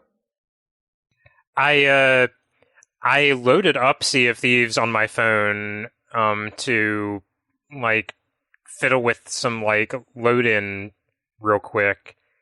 It's not ideal, but I mean that's streamed video. It's not like rendered in real time like Mario Kart Tour would need to do. Right. So anyway, yeah, it doesn't look bad. Let me just say, like, I don't think any of the new 48 tracks, or I guess 16 that we've played so far, none of them look bad. And I think they're still visually superior to every Mario Kart game before 8. But it does feel like a compromise. So what I feel I would compare it to is like when a retro stage appears in a Smash Brothers game that was like made before Brawl. Yeah, that's apt. Yeah. Where like they might clean it up a little, they might clean it up a lot, like Hyrule Temple and Rainbow Cruise, but like when I see Congo Jungle 64 in a newer Smash game, I don't think like, oh god, lazy much, they didn't make this look like a modern game. I just kind of accept like, oh, this is a throwback, this is okay, this is true to the original. They've told me this is what this is. I guess that kind of gets to like if I wanted to give my overall thoughts on like this visual disparity, it is I'm not going to pretend for a second it's not noticeable, because it is extremely noticeable. It's not just like something a handful of nitpicky people have made sound like an evident thing when it's really not, and it is very obvious even at a glance. But given the nature of what this is, which is it's taking tracks from Mario Kart Tour and putting them in Mario Kart 8, so you can play them in Mario Kart 8, get some more content and a unique experience out of Mario Kart 8 that you wouldn't otherwise get, and get a bit more life out of this old game. Like, I really appreciate it and don't really mind that it looks the way it does. at all. Yeah, I think where people are getting tripped up is, like you mentioned in the Smash comparison, retro stages in Smash have always been presented as that. Like, there's this is that's the like the asterisk on the end of what I said, which is I accept the way that these things are because this is tracks imported from Mario Kart Tour and cleaned up and adjusted to make them work in Mario Kart 8. That's what I understand them to be. That is not how Nintendo has branded these. Right. They have not been. They haven't really addressed like call a spade. This is what this is. They've kind of, and I think this is a very on-brand thing for Nintendo to do, which is kind of this like almost Disney-like quality of like game design is this magical process that we don't. We'll let you peek behind the curtain, but only a curtain that we have curated. Which is why I can't get in touch with them to ask about the Rambi Rider. And it's frustrating. It's honestly why it was like, as much as the situation sucks, it was refreshing to me when they did that announcement video, like saying, "Hey, Metroid Prime 4 is going to be a while. Mm-hmm. This is why." And we've restarted development, we've taken it over to Retro, and it was just kind of this refreshing moment of, oh, that's a level of transparency and admission from Nintendo that I don't normally get, and it's a really nice, again, transparency and honesty from them. And I just wish that there had been any like even brief acknowledgement, and you could even like acknowledge that these tracks are from Tour in like a very positive way. Like, just like I can very much imagine one of their Nintendo Direct videos with the obnoxious voiceover saying like, fan favorite courses from the hit mobile game Mario Kart Tour are coming to Mario Kart 8 on Nintendo Switch. Yeah. And you're right. Like, had they been upfront with that from the start, just said this is the way it is, but we're doing this so you can play them at any time you want, I think people would have been receptive. I think it's raising expectations and then having the blunt force of reality hit people in the face. That has been the biggest source of consternation. And like, the fact that we do have retro courses in the base game that they did make look so gorgeous, and you're not going to get that with the 48 new tracks because they are just upscaled from Mario Kart Tour. But had they presented this as like the Mario Kart Tour pass in Mario Kart 8 Deluxe, I think people would have maybe mentally accepted it more. 100%. It's even, as I said, it's even cordoned off on the track select. Like, you can just accept, like, okay, from the second I go to this screen, I am officially in Tour mode. Yes. And all of the expectations I place on this game are fully with the understanding that I am playing Tour content. Like, we're complaining, and we're seeing people complain about presentation, but I feel like people's problems with the presentation would have been placated had there been better presentation. Just labeling it as such, like literally, just I'm asking for, like, just a line of text. Yeah, basically. And honestly, like, for me, the only area where it really becomes egregious is in the Sydney Opera House, when the characters in the audience are just the flat depictions, like literally like Paper Mario, like cutout versions of Toads and Yoshis and Shy Guys, and you're like, oh, why couldn't they just get real characters in there? It's really inelegant in that specific instance. Yeah. Because you notice it in a way that you wouldn't if that was if those characters were far away or facing toward you. But because you view that crowd from the side, when you drive through the Opera House, it does look like Paper Mario. You're seeing the flat edge. It's not like a Super Mario 64 tree where it's just like everybody's eyes follow you around the room, which I think would have been a better solution if they had to do a 2D crowd. Yeah.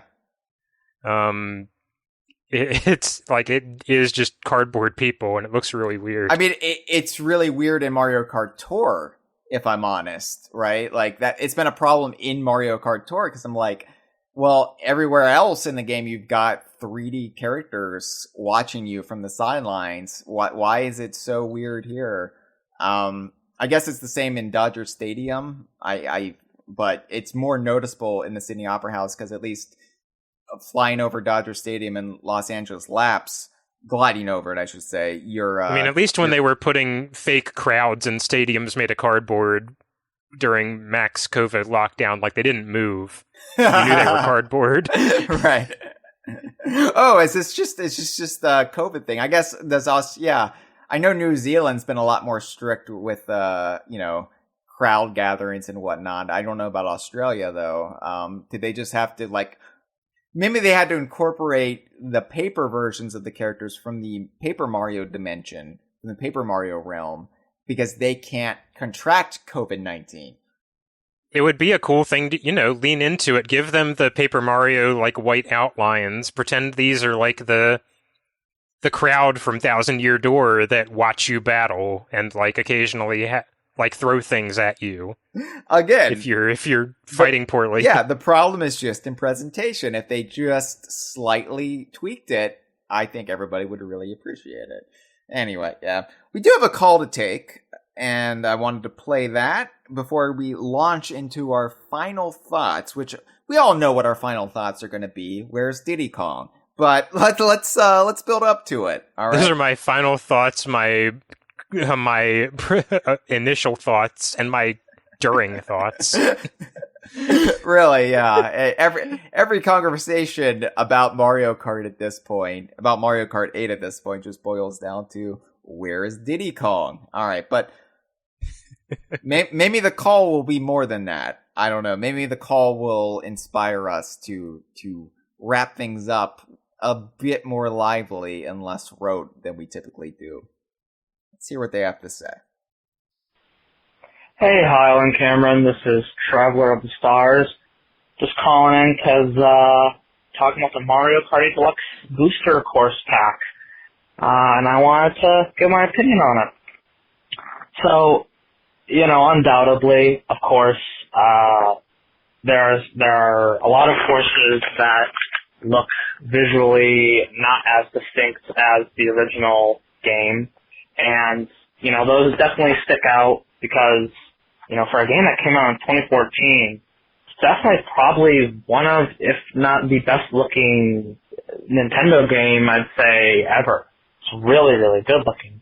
Obviously Nintendo games, don't prioritize graphics, and obviously this is a racing game, but, obviously there was a lot of high quality there. And, some of it is definitely sacrificed visually in, this booster course pack. I guess for me, Wave 1, the tracks that were picked weren't my absolute favorites, but there were still some really good ones, and definitely more so on Wave 2, and not to spoil things, I won't do that, but there's been some music leaks that hint at upcoming tracks that are definitely probably going to come in the game, and, some of them are really good. So I think for the most part, the track designs are still really, really good, the tracks chosen really good. I'd say the only one that's really had been butchered is Sky Garden because the track layout was just totally neutered. Other than that, I think for $25 for $48, I think, it's definitely worth the money. Nintendo obviously, is churning it out at a lower quality to get these out. I think this is to placate people for the next, Mario Kart game. And it would be nice if they were to add some characters on tour. I think that would sweeten the pot. But, obviously, a lot of Nintendo games usually are really high quality and don't rush them out. And I definitely think that, at least for the first wave, maybe it was kind of quickly churned out, because I would say on the whole Wave 2 looks better, and they even went back and added some details to Wave 1. I do think it's a little ridiculous, like, to stop on the course and look around and point out the details that are bad, because, you know, truthfully, you're never really going to see that. But anyway, yeah, on the whole, I think it's worth it. If you're getting a Nintendo game, you know, obviously, like, the visuals aren't the draw. I definitely understand the discrepancy, but overall, I think they are good courses still. Anyway, thanks for listening. Bye-bye. Thank you for the call, Traveler of the Stars. It's Cameron. New tracks are great. Like, they have essentially doubled the value of Mario Kart 8. Like, I can't break down track by track how much value is added, but just from sheer track selection, this will double the value of Mario Kart 8 Deluxe, a game that is 8 years old, and, you know, will be close to a decade by the time these are all released. And, you know, we've already gone over the reasons why we're not getting the next Mario Kart game, Mario Kart 9 or whatever it's called.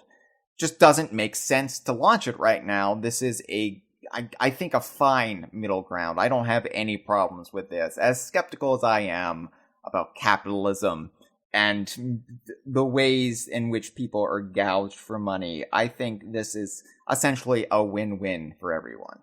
Nintendo doesn't have to invest in a new Mario Kart game just yet.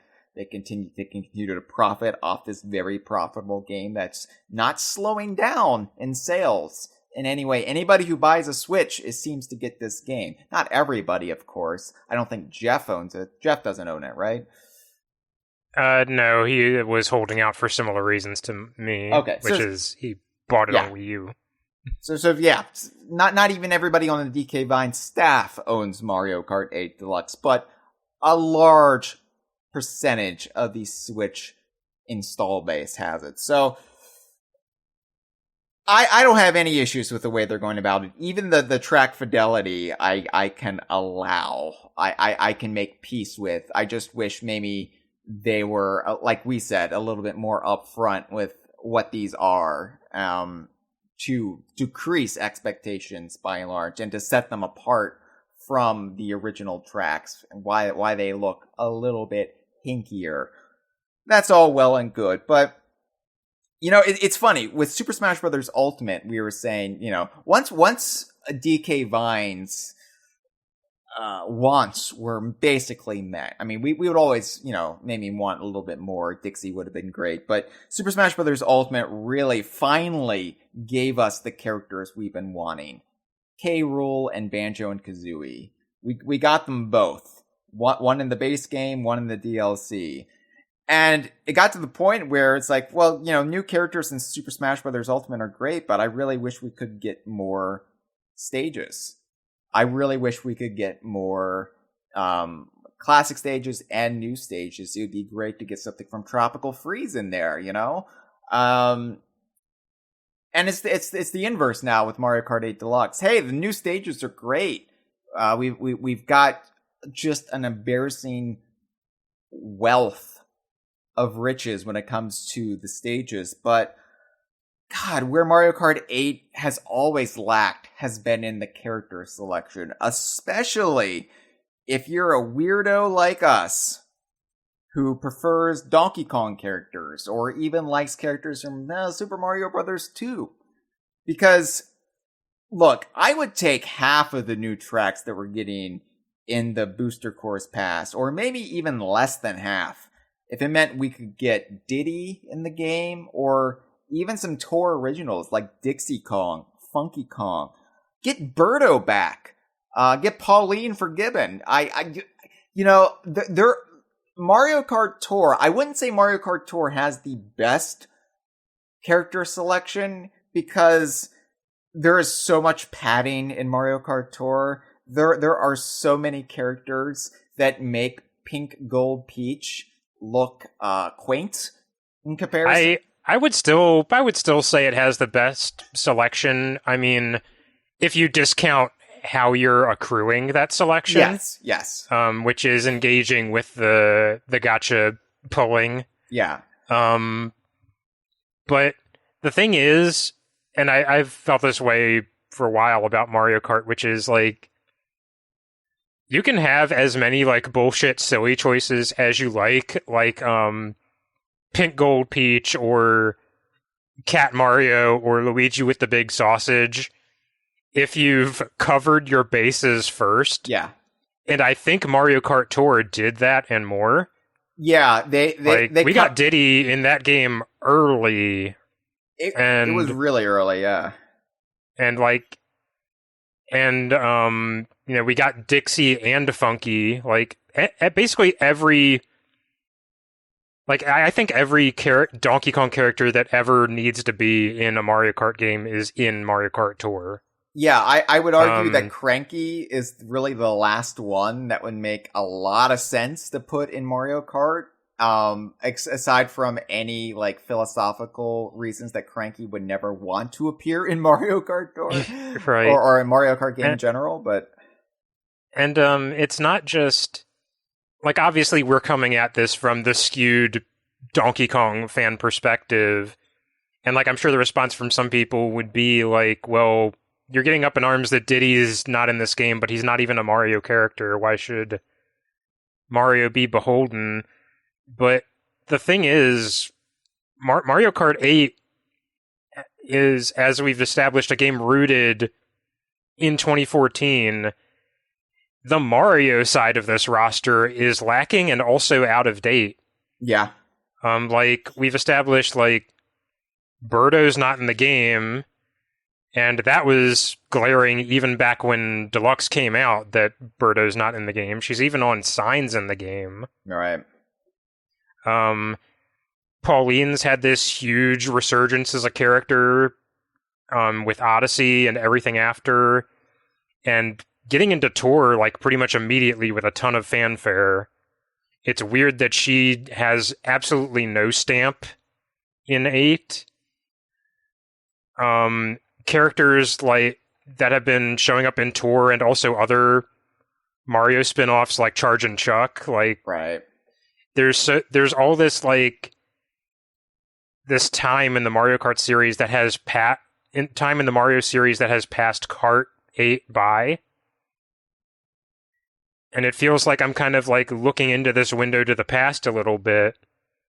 Or a link while to it's also getting new content. Yeah. And it's kind of like this disparity where, like, oh, I really want to play these tracks again. I really want to experience these tracks in a new way, but, oh, I can't use half the characters I normally use. And Donkey Kong's character model scares me, so I guess I'm playing as Daisy. Yeah, I think Tour has, like, ruined me. Aside from coddling the way I play Mario Kart and just, like, sanding off any skills I might have legitimately possessed at any point. I can run nearly every race in Mario Kart Tour with at least some DK series component. Now, granted, like you mentioned, the gacha method in Mario Kart Tour, the way you unlock characters, you know, and it's not all just pulling the pipe, hoping for the best. You know, characters do come into the shop, like the in-game shop with the in-game gold. Yeah. You know? Again, like, I have not spent one red cent on this game, and I've gotten most of the characters I care about. Yeah. It's frustrating when you first start playing Mario Kart Tour and you can only play as a Koopaline or whatever character you unlock from the start, and then you've got baby characters. Like, the game knows what it's doing, and it knows the preferences of players very well, in that, you know, the most readily available characters are the baby versions and the Koopalines. It's just like, oh yeah, no, like, they made a big to-do about the Koopalines coming into Mario Kart 8. I remember when they had that launch trailer, and I was kind of crestfallen because I was like, oh, we're not gonna get Diddy, are we? But it's funny how quickly, like, the common knowledge is like, nah, nobody really wants to play as the Koopalines. I mean, surely there's Koopaline diehards out there, and I remember how awesome it was when they returned, because for several years they were, you know, the odd characters out in the Mario series where they were never referenced or acknowledged. Yeah, I remember the period in like the early 2000s where people were like, "Why are you pretending the Koopa Kids didn't exist? Why don't they show up anymore?" Yeah. I remember people going absolutely nuts when they showed up in Mario and Luigi Superstar Saga. Yeah. Because they had just been like, I don't know, locked in a room for a decade. I don't know. And it is funny because like whatever era you grow up in, that becomes the defining era of Mario for you. And so for me, like I grew up with Super Show, where the Super Mario Brothers 2 characters like Mauser and Fry Guy were given like outsized prominence in my psyche. And then it was the Koopalines, the Koopa Kids, whatever you want to call them. And, you know, so those are like the two like heavyweight cast for me are the cast of Super Mario Brothers 2 and 3 and World. And then, you know, once you got into the N64 era, a lot of that fell by the wayside, aside from characters like Shy Guys, which have persevered. And then, you know, you kind of got like deadlocked into, no, this is what Mario is. And then the GameCube era brought in Petey Piranha and King Bob-omb, and you're just like, well, and Bowser Jr., of course, and you're just like, well, where's Wendy O? Where's Morton? And you know, and things eventually find a way of coming around again. It's to the point that Petey Piranha and King Bob are in tour now. Yeah. And it feels weird that they're not in Mario Kart 8 because they're in tour. And I have to say, you know, Petey Piranha was kind of a meme in the early aughts on DK Vine where we hated Petey Piranha. Petey Piranha is representative of everything that is wrong with Mario. Because it did just seem like he was everywhere to the point of overexposure. Right. And I feel like Smash Brothers Brawl was the game that killed it for Petey. Yeah. I feel like you just didn't see him show up in anything for a long time after Mario Kart. I mean, after Super Smash Brothers Brawl. Yeah, Petey fell by the wayside, and then when he came back recently in Mario Kart Tour, I remember thinking, "Oh my God, Petey!" Yeah, it's like, "Oh hi, yeah, I'm happy to see him again." Yeah, and I you're right. It is just overexposure. Like I don't think I ever minded the character. It was just that it was. Like they went all in on this character to the point where, you know, it's just like, well, why can't you use a more classic character? I would love to see some old favorites show up in these sports games.